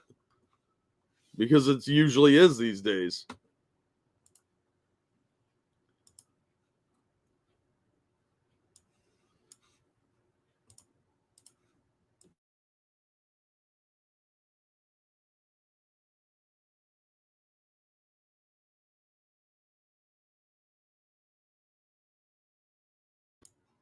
Okay, so you know how RPGs lately have been total garbage? Well, that's not about to change, but Dicebreaker has a story here that is kind of funny. So, Wander Home Studios' next game dumps Kickstarter to crowdfund on Indiegogo. We're hoping to forge a new path forward for tabletop RPG creators so they aren't dependent on a union-busting anti-creator corporation. So they're going to Indiegogo, which was, up until like 15 minutes ago, was considered where all the alt-writers went because Comicsgate's over there, blah, blah, blah. But ever since Kickstarter kicked the union to the curb, a lot of the lefties are kind of jumping ship. But Kickstarter wants to be profitable, so maybe they should try attracting people with talent. This looks like garbage. Look at this pastel shit. This looks like something you'd see at a really, really questionable therapist's office. Ugh. I gotta get that off my screen. It's too pink. Possum Creek Games, an indie design studio behind Wanderhome, Sleepaway, and Wickedness, announced it will no longer use Kickstarter due to its interest in researching and funding blockchain technology. Well, you're going to be running very far because blockchain is going to be everywhere, buddy. Instead, the upcoming Yaziba's Bed and Breakfast will be hosted on Indiegogo with a campaign launching March 22nd. Announced last year, but in the works since before Wanderhome was published, Yaziba's Bed and Breakfast combines the low-stakes drama of slice-of-life storytelling, because that's exciting and adventurous, with a more structured role-playing experience where the establishment's 6 residents and workers are fixed existing characters. Groups will instead choose to embody members of the cast, from the knight-turned-frog cook pariah to Hey Kid, an abandoned devil child on the verge with verve to spare and a penchant for disaster. Ooh, a penchant for disaster. Oh, noes. It's a slice of life. I bet he falls off a ladder. Possum Creek Games originally planned to follow in the footsteps of Wanderhome and launch its next game on Kickstarter. Wanderhome earned a shocking $300,000 in crowdfunding and has enjoyed massive popularity and critical acclaim relative to the indie tabletop scene. Those plans changed when Kickstarter announced in December last year that it planned to develop an open source protocol built on the blockchain. It eventually migrated its entire website there sometime in 2022. Fuck Kickstarter. So what Kickstarter is planning on doing is creating an app that you can put on your homepage and use their technology to raise money. That way they get a slice and they don't have to admit that they have anything to do with you. Blockchain is what the crypto stuff runs off of.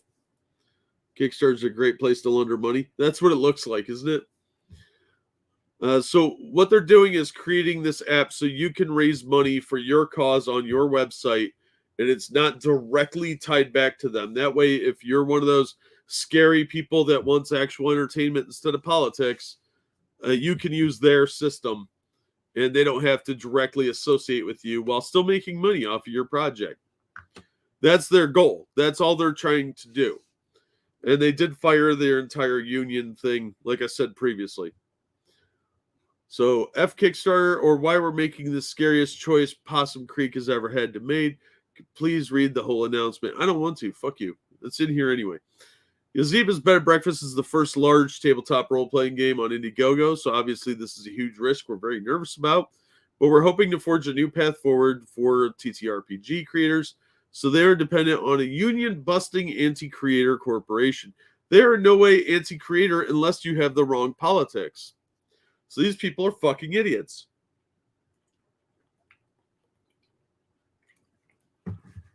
The only people I've seen getting booted off Kickstarter for their creators is because they're right wing in some way, or signed to that by lunatics on Twitter. Designer and Possum Creek founder Jay Dragon, that's a totally real name, explained the decision in a recent Twitter thread, breaking down the fears and risks involved in leaving Kickstarter's massive and well-established shadow while still cutting the legs out from under the team's efforts. Indiegogo reportedly contacted Possum Creek directly in early January with the possibility of moving the game to their site, making it one of the first and biggest upcoming RPGs on a platform more familiar with board games. Dragon said in a thread that Indiegogo presented an anti-crypto stance, anti-fraud protections, commitments to green tech and creators. Anti-fraud unless you're a backer, and then fuck you, we already got your money. Which cut against the rumors they had heard in the past. Dragon was also pleasantly surprised to speak with a real person, something they claimed Kickstarter never provided, even as Possum Creek told the company it was formally and indefinitely leaving. They don't give a fuck, dude. They make millions of dollars off a lot of their projects. Your $300,000 is a drop in the bucket to them. Oh, Captain Soy forehead here. Ugh. The move away from Kickstarter, even with other corporate solutions, is not without cost. We've estimated we're going to have to work 30% harder at marketing to compensate for the loss of Kickstarter. Then you're probably doing it wrong. The thought of all that is scary and uncertain. Oh no. A thing where you're reliant on other people to throw money at you is uncertain and kind of scary. Oh my gosh, whatever. How would you ever come to that conclusion? We're lucky as a small press with an established audience that we can even take the risk and hop to IGG. What are you talking about? People do this all the time. Many other folks can't make that decision, and our choice is not an excuse to attack other creators. You're kind of doing it because you don't like other creators. Dragon wraps up by explaining that Indiegogo may not be the final home for Possum Creek Productions in the future, but Kickstarter's ubiquity insulates them from criticism, not backed by action. Planning a crowdfunding campaign requires a lot of work and time, so the tabletop community might see more high-profile projects mitigate away from Kickstarter as 2022 continues. Yeah, they're going to go over to IGG. That's the long and short of it. They're all going to go over and do what Comicsgate did and just go to Indiegogo, and then you'll see a bunch of people that were at Indiegogo jump back over to Kickstarter. And if they're smart, they're doing both anyway.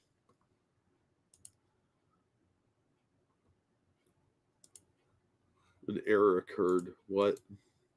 Am I still on? There it goes. Makes me nervous when it does that. So yeah, those idiots are jumping ship from a successful platform because they don't like the anti-union stance or the blockchain. I think the problem is a lot of people don't understand blockchain, so they just kind of shit all over it. And that's not very productive for their cause. I like money personally. You know who doesn't like money? Is DC Comics. Let's talk about them a little more. This is from Cosmic Book News. Fans reject woke Superman. DC comic sales terrifying.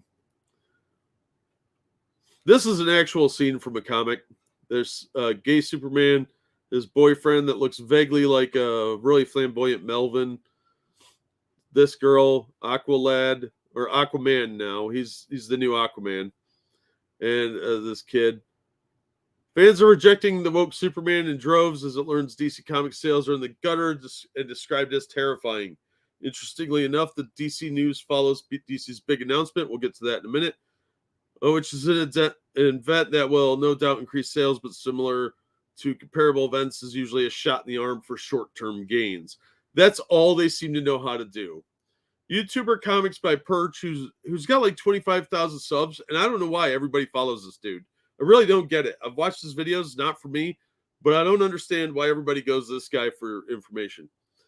Points out DC Comics sales data from over 100 comic book stores directly to consumers for December, where DC has only 2 titles in the top 50 that are not Batman-related titles. The DC numbers are terrifying, states the title of the YouTuber's video, which is backed up by industry veteran Ethan Van Sciver on Twitter. Now, Van Sciver probably does still have connections at DC, but he does tend to, I think, exaggerate things for clicks and views. Even Perch is coming around to agreeing with me. Good God, my friends, this is terrible news for the mainstream comic book industry that we all love so much. I don't think you like comic book industry at all, Ethan. I'm sorry. I wish I could help even more than I have, tweeted Van Sciver. I don't believe that either, since your book is like a year late already. That's some shit art right there. He has no nose. What's with her face? Yeah, I don't get it. DC Comics actually only has one non-Batman title in the top 40 with a Wonder Woman comic, and the second from DC in December is a Justice League comic that comes in at number 48, but shockingly, it's not the main Justice League title from Bendis or the main Wonder Woman title. Well, Bendis' book has been sucking ass the entire time. He is a garbage writer now. He used to be okay, kind of hit and miss for me, but now he's just trash. He got more woke, I guess is what it was. Because if you go back to some of his old Power stuff, it was pretty good.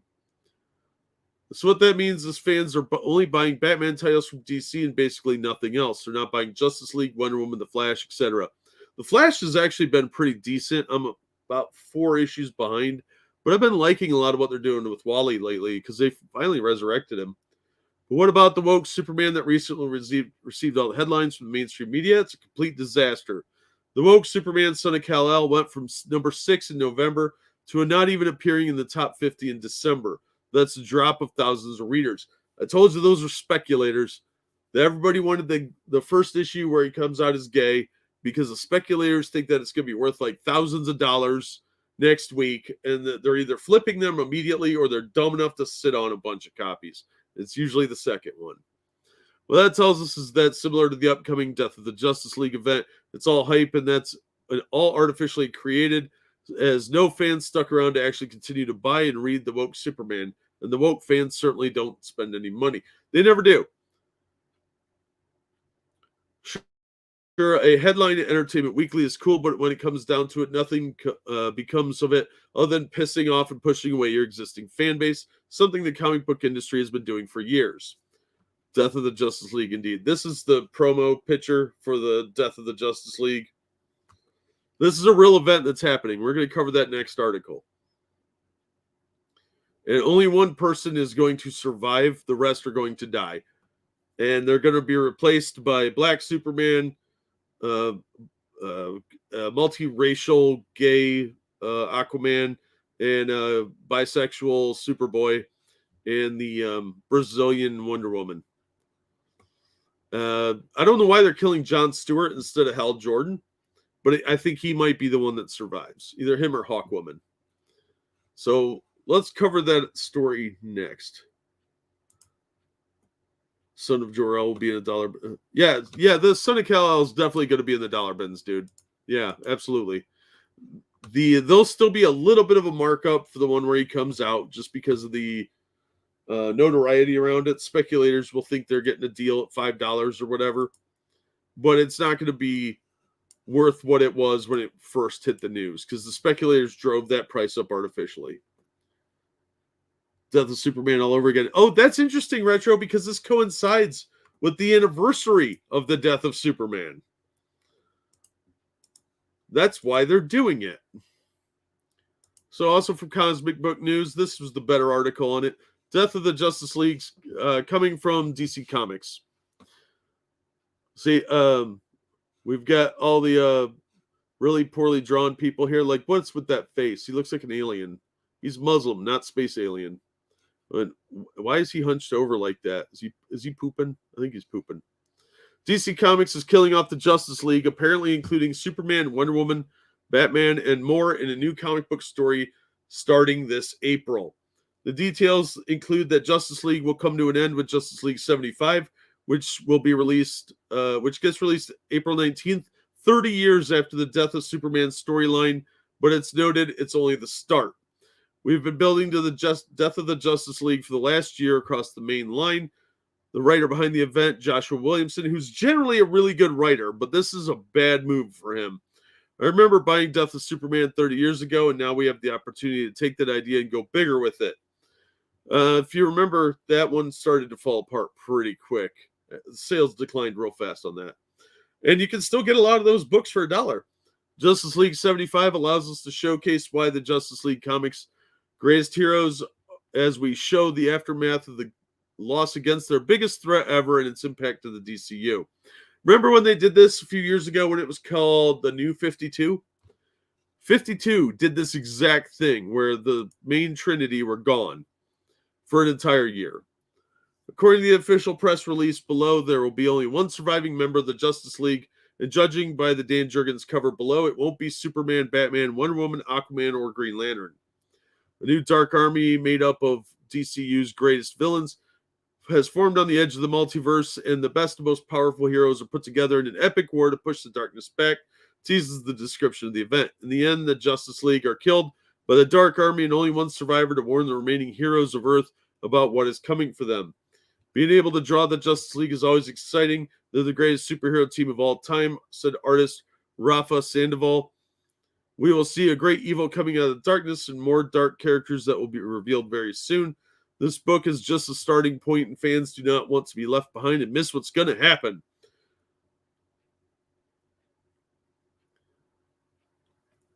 The death of the Justice League is only the beginning of the story. Superstar writer Joshua Williamson and Batman artist Rafa Sandoval bring you the beginning of the next big DC event in Justice League 75 on April 19th. Just read all that. Of course, there's going to be a bunch of alternate covers. I think this is a really, really stupid move when their sales are already going down. They have Marika Tamaki doing the Detective Comics book, and it is trash. The Superman books are barely hanging on. Wonder Woman's a fucking disaster. Green Lantern, it's okay. It's just taking forever to get where it's going. Green Arrow doesn't even have a book anymore. Neither does Black Canary. Neither does Black Adam or Hawk Girl. Aquaman is obviously transitioning into the Aquamen, and they're going to be writing out Aquaman. They've already have replacements for Superman and Wonder Woman and Aquaman and Batman lined up, and they have a Muslim character that can replace Jon Stewart because he's both black and Muslim, which puts him higher on the progressive stack than Jon Stewart. And they have Connor Kent, who's Asian, to replace him. Black Canary, they'll probably just find some rando. Yeah, they'll do a diversity hire. This is Death of Superman, but it's going to be more poorly done. There's no word on Martian Manhunter or Hawk Girl. I'm guessing they'll kill both of these two guys off and keep her, or they'll keep Jon Stewart, but everybody else is going to die.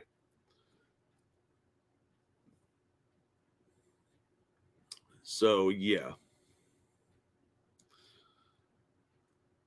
These are the covers, some of them, the ones that have been announced.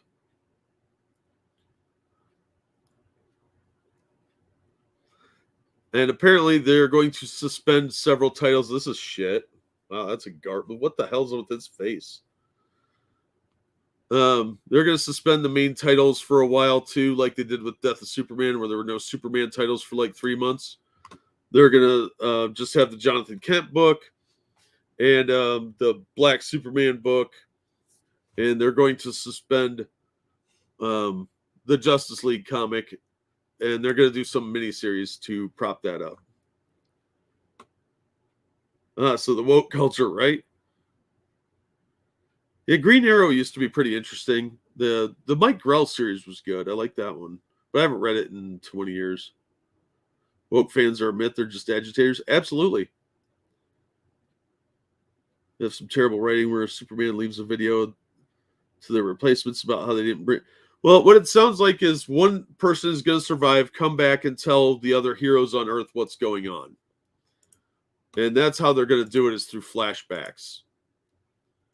And I think that's going to really be stupid.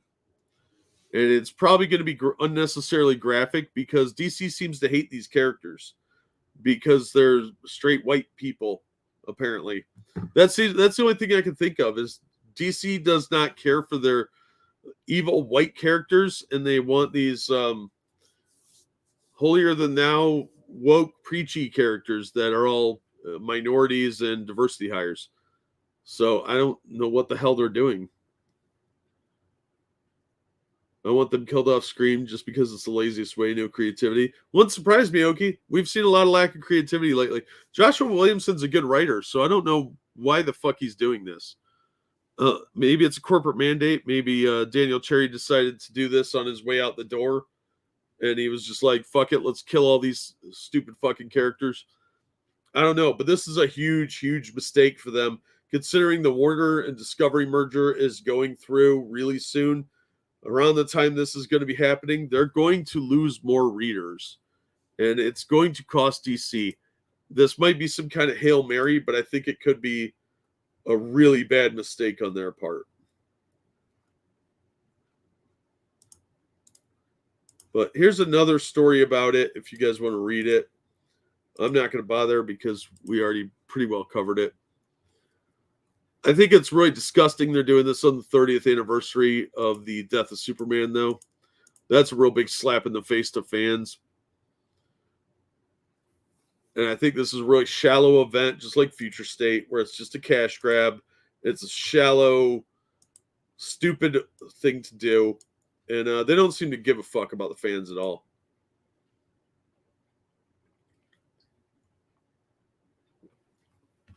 It makes me really sad, too, because during the dark ages of the 90s, DC still had some really good titles where Marvel was sucking donkey balls. And they've really dropped the ball and gone Marvel 2016 because failure seems to be the path of their choosing.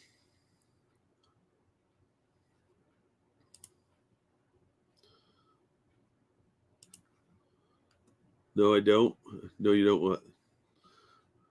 I'm a little behind you guys because remember, I'm in the future. I'm in the future. It's the future, Conan. All right, I have to do some shameless shill. Like, share, subscribe, etc. You guys know the drill. All right, next up, speaking of woke crap, guess who's coming back? Sam Wilson to become Captain America again. Series will take identity politics global. Yeah, Bonding in Comics is reporting this. Marvel Comics announced that Sam Wilson will once again become Captain America after he relinquished the title back to Steve Rogers following the events of Hydra Empire. Well, the Secret Empire was stupid. They were trying to get rid of Steve Rogers because they hate him. They hate patriotic characters at Marvel. They really, really do. Most woke comic creators cannot stand patriotic characters.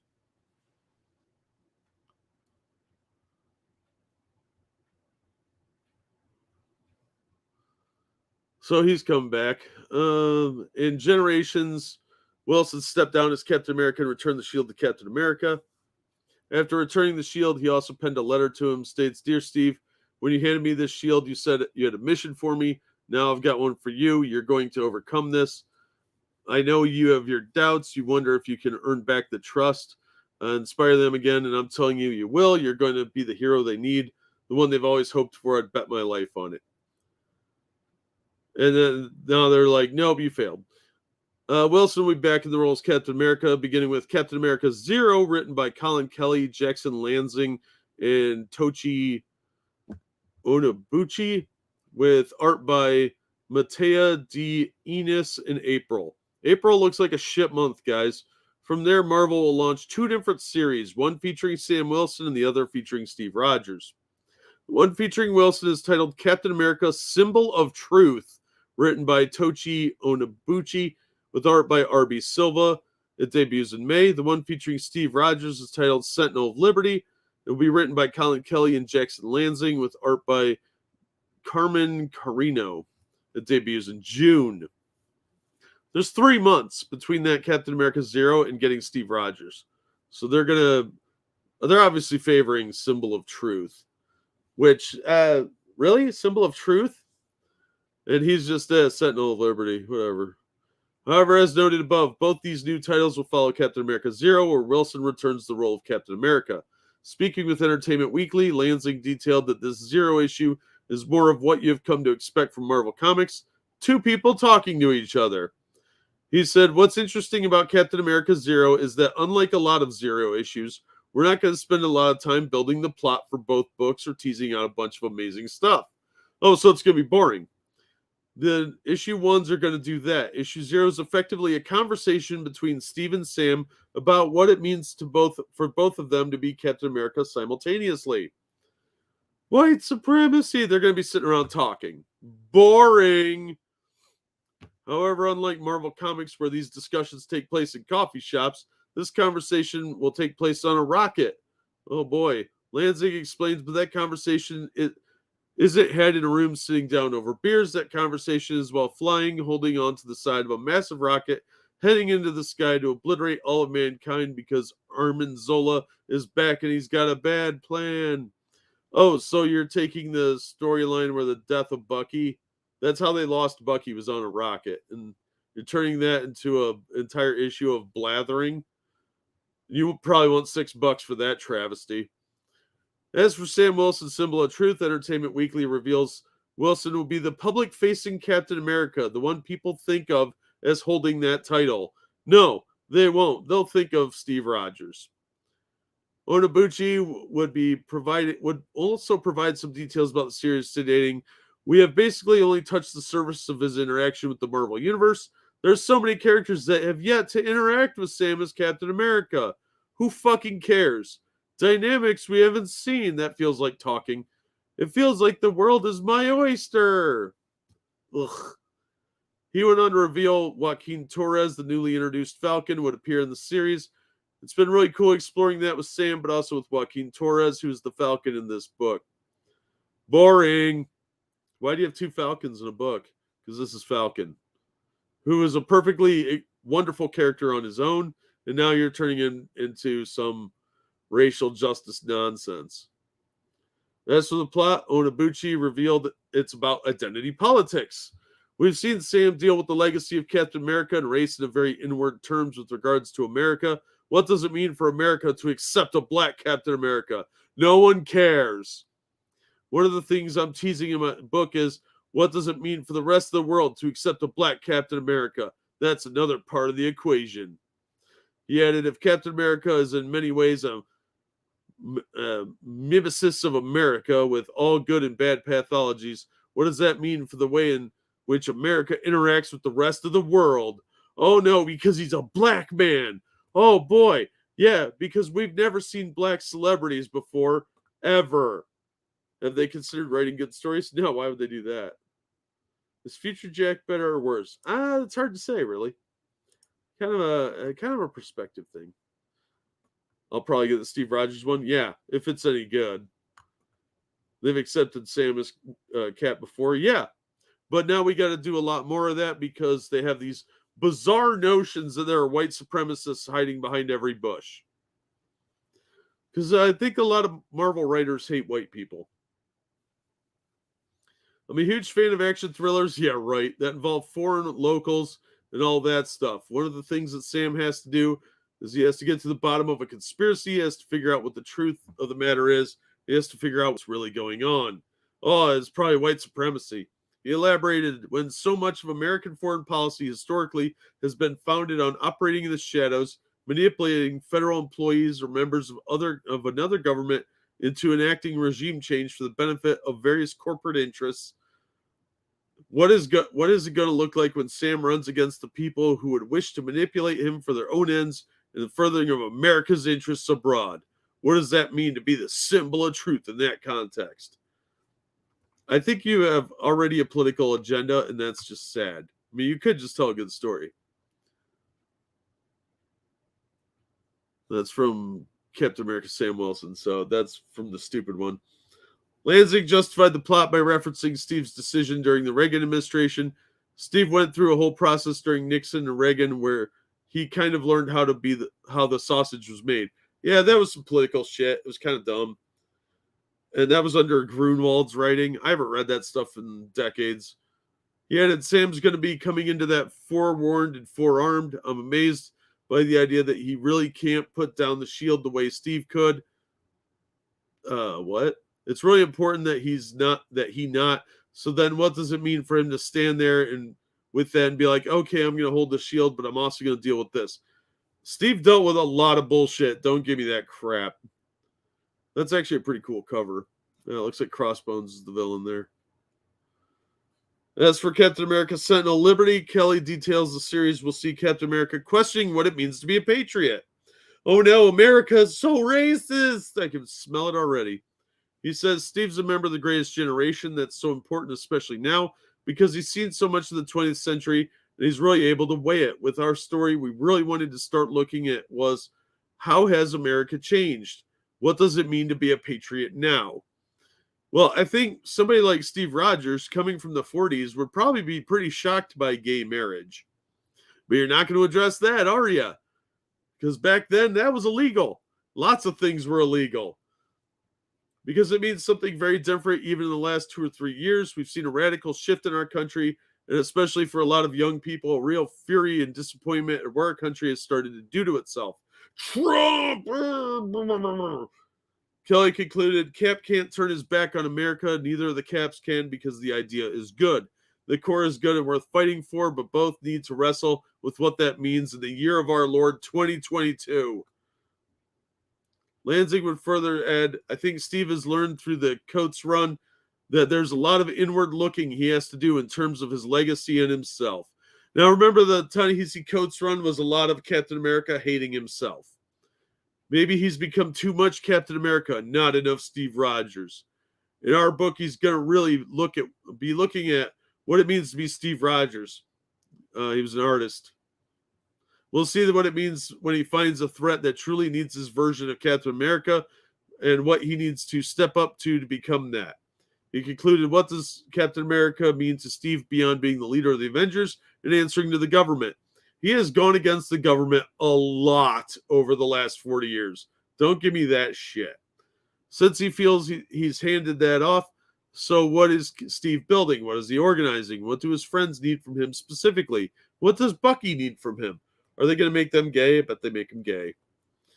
This is going to be a fucking train wreck. They do not know how to handle patriotic characters. Over at Marvel, they have a complete disdain for America and everything that somebody like Steve Rogers used to stand for, which was the American way, freedom, liberty, that sort of thing. Search comics and now I'm listening to some guys say white supremacists don't exist. I'm not saying they don't exist. I'm saying that they don't hide behind every fucking bush. Don't worry, you were never in danger of people thinking you read something. Okay. So we're retreading old ground, but less effectively. Yeah, they got to cash grab this. It's really sad and lazy.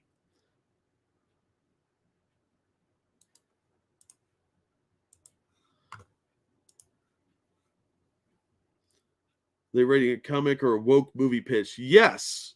Comic books now are just woke movie pitches. This is going to be another secular chick track, just like the Superman Son of Kal-El book. And just shows Marvel's disdain for pretty much everything. They hate their own characters, and they've got to replace them with more woke people for personal gain. So it's just going to drive more sales down. And Marvel's already in bad shape, so.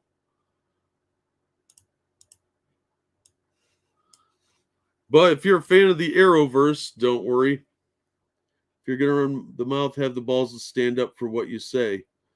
In what regard? I don't know what you're talking about.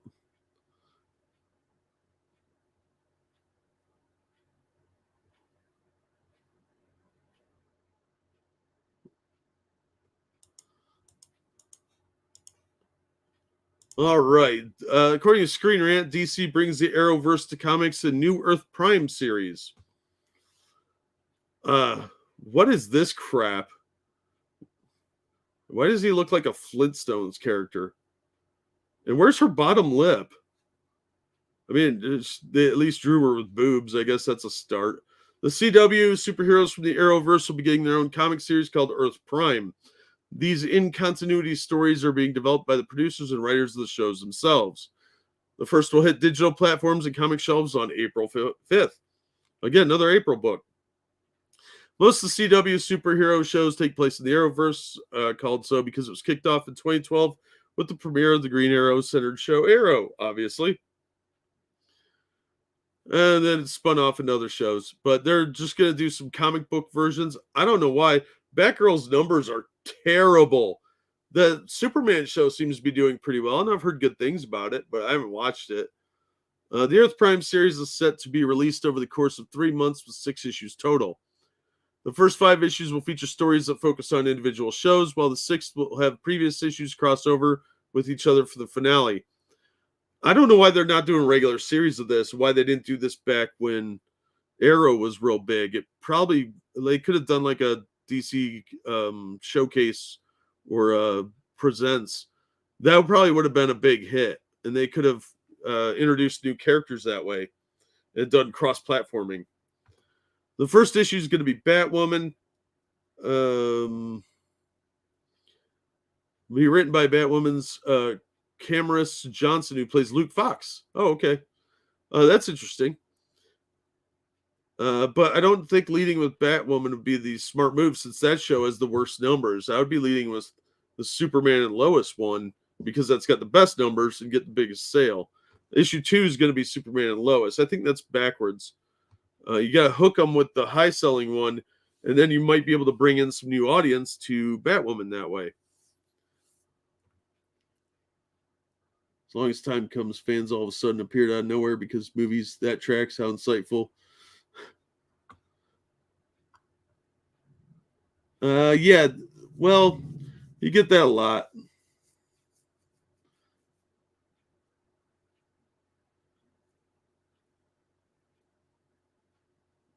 What? Yeah, America's not going anywhere. Yeah, I said Marvel writers hate American Patriot characters, and that's obvious. I don't know what your dispute with me saying that is. I don't hate America, and you can hate Americans, but we're not going anywhere. Well, sure.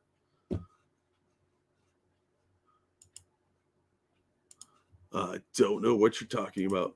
I think this miniseries might stand a chance. It's tying into the TV series, so they might be able to bring people in that way. I'm actually really surprised they haven't done this already. But 6-issue thing, they should have had it 12. But it might be the testing ground for a broader thing. So we'll see how it goes. The other issues they're going to do are Legends of Tomorrow, Flash, and Stargirl.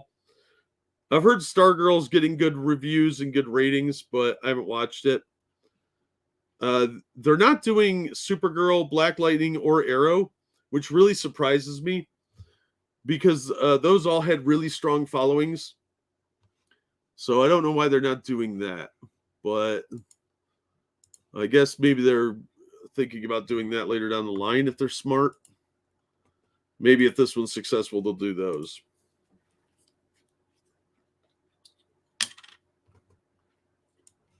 All right, let's talk about the stupid X-Men. The ethno-state island nation of Krakoa. This is from Screen Rant.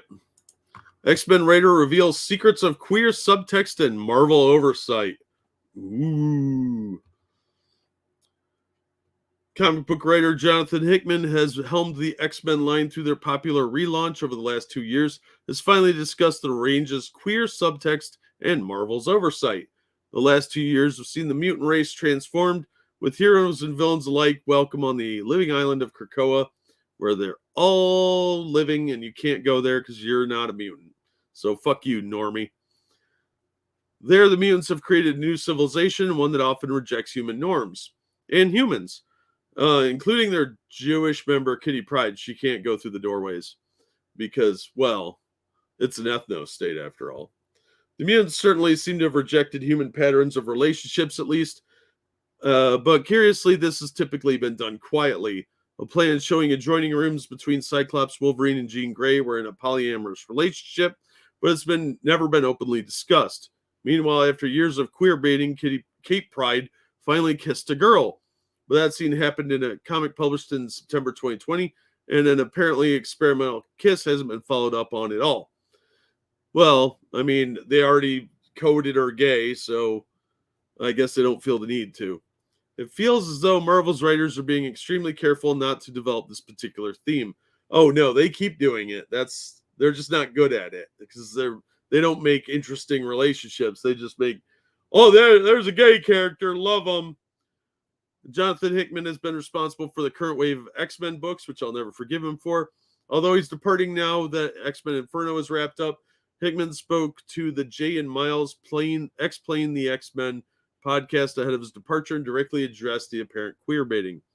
So in regards to what we're allowed to show on the page, obviously we serve a lot of masters. We serve Disney and Marvel, and we have our own editorial group. We have our own proofreaders group. I like to think that we pushed it as far as we possibly can. I like to think we have creators who want to tell stories that are very important to them as creators. Yeah, where they self-insert themselves yet again. And I think the most that I could do, and I feel like the most I did while I was there, was I support them wholeheartedly. And if I have to talk to the bosses for them or with them, I'm happy to do that. Who cares what you think? You left the book. And I think for the most part, we're moderately happy with what we've gotten on the page and moderately happy with the process. There are times where people are totally happy with how it went. That's just life in the corporate lane as far as I'm concerned. We don't own any of this stuff. We did the best job we could. Oh, yeah. Oh, more gay characters. Is anybody straight in comic books anymore? It's a fascinating comment suggesting that behind every subtle hint, every nod, and every kiss, there's been a lot of debate involving Marvel and Disney. The key lies in Hickman's final comment. We don't own any of this stuff, which explains why companies like Marvel and Disney are perhaps reluctant to commit to these ideas. What are you fucking talking about? There are so many gay characters now. Comic books are traditionally quite conservative. Sure thing, dude. With publishers believing there's a sort of core concept that lies at the heart of their characters and their worlds. If writers want to change them too much, they're risking causing lasting damage. Yeah, that's why we have all these gay characters coming out of the woodwork. This attitude has been responsible for some of Marvel's worst mistakes, such as the controversial One More Day story that resets Spider-Man because editors believed his marriage had moved him too far away from his core concept. That storyline was garbage. The same logic is likely behind Marvel's reluctance to allow the writers to commit to a polyamorous relationship between Cyclops, Jean Grey, and Wolverine, for example, because once that happened, it can't be airbrushed out of continuity, so they can go back to their old love triangle under a later writer. Instead we get stupid non-binary characters, and we get the stupid eco-terrorist with the moose antlers that looks like the character from the Hopalong gang from the 80s. Comics have been progressive for a long ass time. Oh, yeah, easily. Angry bored trolls, angry and boring. Yeah, sounds about right.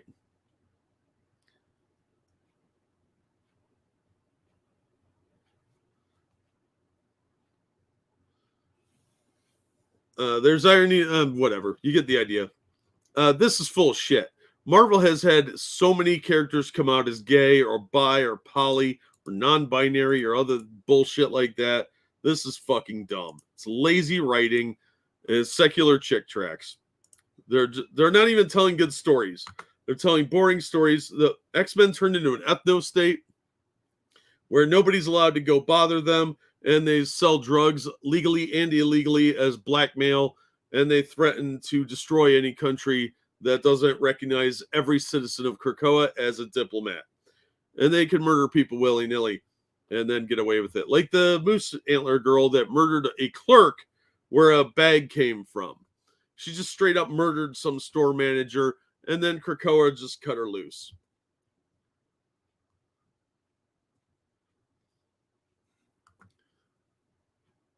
So, yep.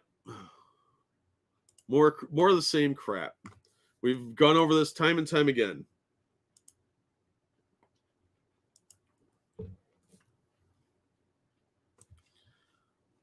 All right, let's talk bigotry in Cthulhu over at Dicebreaker.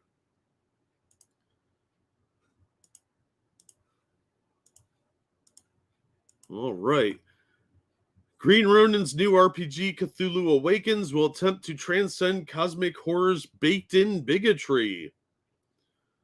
Ooh, it's baked in. Oh, is it a baking show? A Cthulhu baking RPG? Seattle-based outfit. Oh, shocker, Seattle. Green Ronin Publishing announced January 19th that it's developing a tabletop RPG steeped in the cosmic horror mythos of H.P. Lovecraft, because it's mostly public domain now. But without all the racism and other social evils the author tended to tuck into his fiction. You don't really need to announce that. Just do it. Cthulhu Awakens head to Kickstarter on February 15th. Green Ronin is the publisher behind RPG adaptations of both The Expanse and Dragon Age, along with a fantasy and modern setting built around its in-house adventure game engine, or Age. Essentially, skills and challenges are assigned a target number, and players must meet or exceed that on 2d6. So it's 2d6 version of Master System from 95. If they roll doubles, the third d6 provides a research. Yeah, this is the West End system with an extra die. West End did it in the 80s and 90s. Oh, wow, looking cool. We're doing it. Cthulhu Awakens will also make use of the Age system as it explores what's being called the Weird Century, Between the 1920s and the present day, groups will be able to set their game anywhere along the timeline, like the regular Call of Cthulhu, and experience an alternate reality rife with ancient threats at the darkest corners of our space. Tabletop space is no stranger to games centered around Cthulhu and Lovecraft mythos. Well, duh. Once Cthulhu hit public domain, everybody came out with one. Green Ronin is aiming to differentiate itself by actively curtailing the 20th century author's widely documented bigotry. I don't think there were any games from Chaosium, who made the official Lovecraft Cthulhu game for decades, that focused on his bigotry, much of which inspired and influenced his prolific fiction. Don't know if that's necessarily true. It was definitely there, but I don't think it inspired him. The guy was just a xenophobe. He hated everybody that wasn't upper class white. Even poor white people he didn't like. So the guy was a racist, absolutely, but I don't think that you can argue that it's inspired. No, influenced maybe, but inspired, I don't think so. The publisher claims Cthulhu Awakens will be a more inclusive setting with distinct versions of the mythos that provide a new springboard for cosmic horror role-playing. Curious to know how they're going to do that. The Cthulhu mythos is one of the pillars of modern role-playing, said Green Ronin, publishing president Chris Pramis. Yeah, because it's a big property that just hit public domain, so there you go. So with the success of Modern Age, it was only natural we explore it, but we wanted to make sure we had the right team and a distinct, inclusive direction of the game. The design and writing team includes Sharang Biswas, David Castro, Elizabeth, a bunch of people I've never heard of. I don't know who any of these people are. Many of these members have extensive experience designing tabletop RPGs with dozens of credits between them. Green Ronin did not detail how they would achieve their attempt at a Cthulhu mythos with modern sensibilities. I don't know. Maybe Cthulhu's non-binary now. Who fucking knows? So that's going to go live on the 15th of February. So I guess if you're really into whatever this is, it just sounds like it's just another Cthulhu game. But if you want to look it up, there's the link.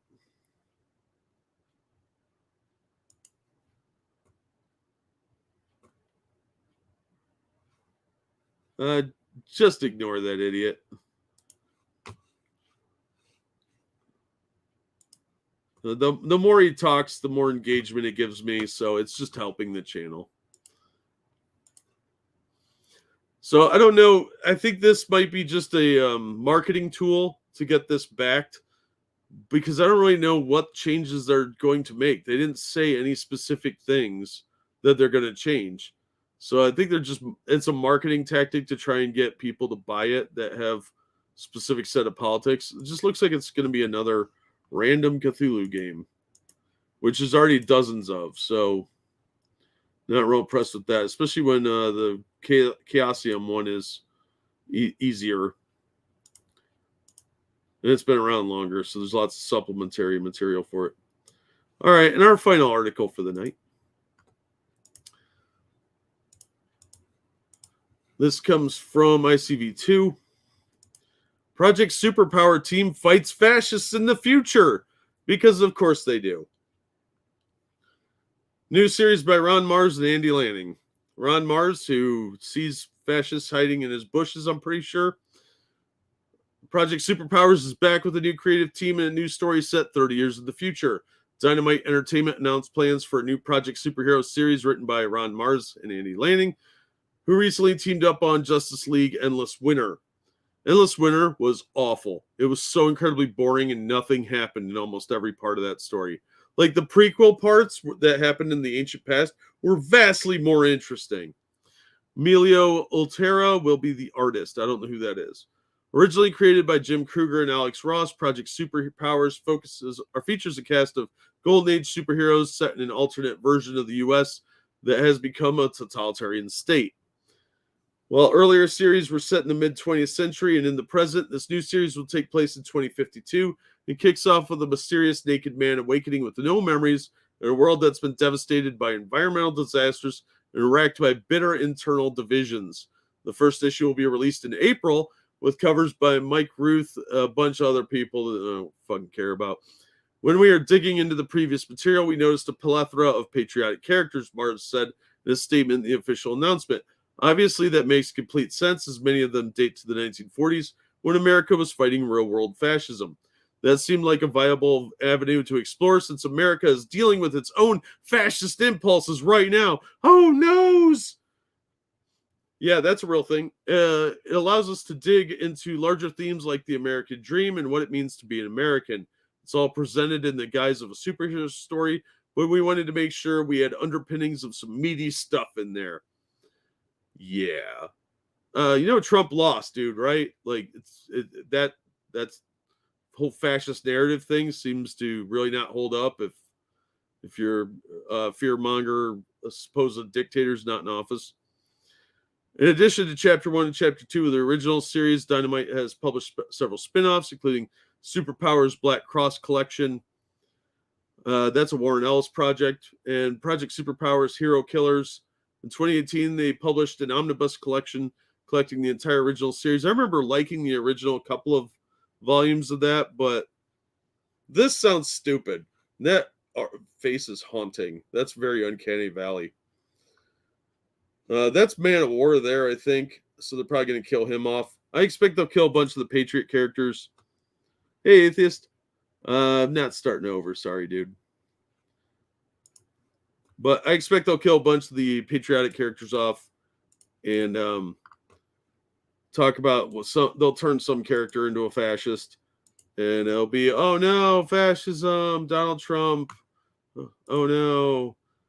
Because Ron Mars has some serious Trump derangement syndrome. And we're just going to gloss over anything that they've done recently in politics because that would go against the narrative. So, not going to mention that botched withdrawal from Afghanistan or anything. Oh, thank you, Cigar Chomping Penguin.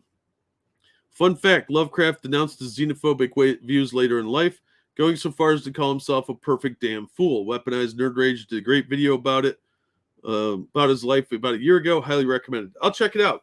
I know Lovecraft did denounce that. I think that was after he was married, but people don't like to talk about that because it doesn't fit the narrative. And he was a product of his time. In the 20s, there were different words that you could say for black people, and they were socially acceptable and encouraged. He was a product of his time. Looking back on that era with a modern lens, you're going to find a lot of people that you would now consider incredibly racist and xenophobic. It was not uncommon back then. And for good or ill, that's up to you. But he had a lot of racist beliefs, and he lived in mortal fear of the outside world. He was borderline shut-in for the majority of his life. He was incredibly frightened by other people, and that translates into fear of the other.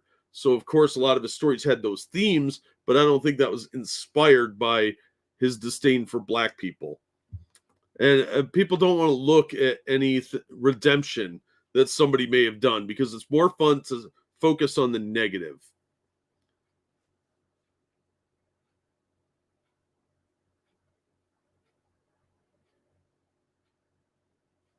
How do you know I'm smirking? I'm not smirking. You can't see me. Ha! Joke's on you. All right. But thank you for the donation, Cigar Chomping Penguin. I will check out that video. I haven't watched Weaponized Nerd Rage. I don't watch him very much. I just don't have the time. And the whole thing with the sound of his lighter kind of irritates the hell out of me. So,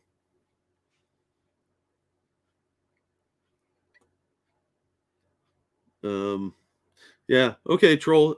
Thanks for coming out, everybody. Thank you for the donations. Thank you to the Troll for coming and watching the show. Make sure you hit the like button and don't forget to subscribe. If you'd like to support me, you can donate via the Streamlabs link even after the show is off the air. And as always, I hope you guys have a wonderful day, and hopefully everything will be a little less stupid next week.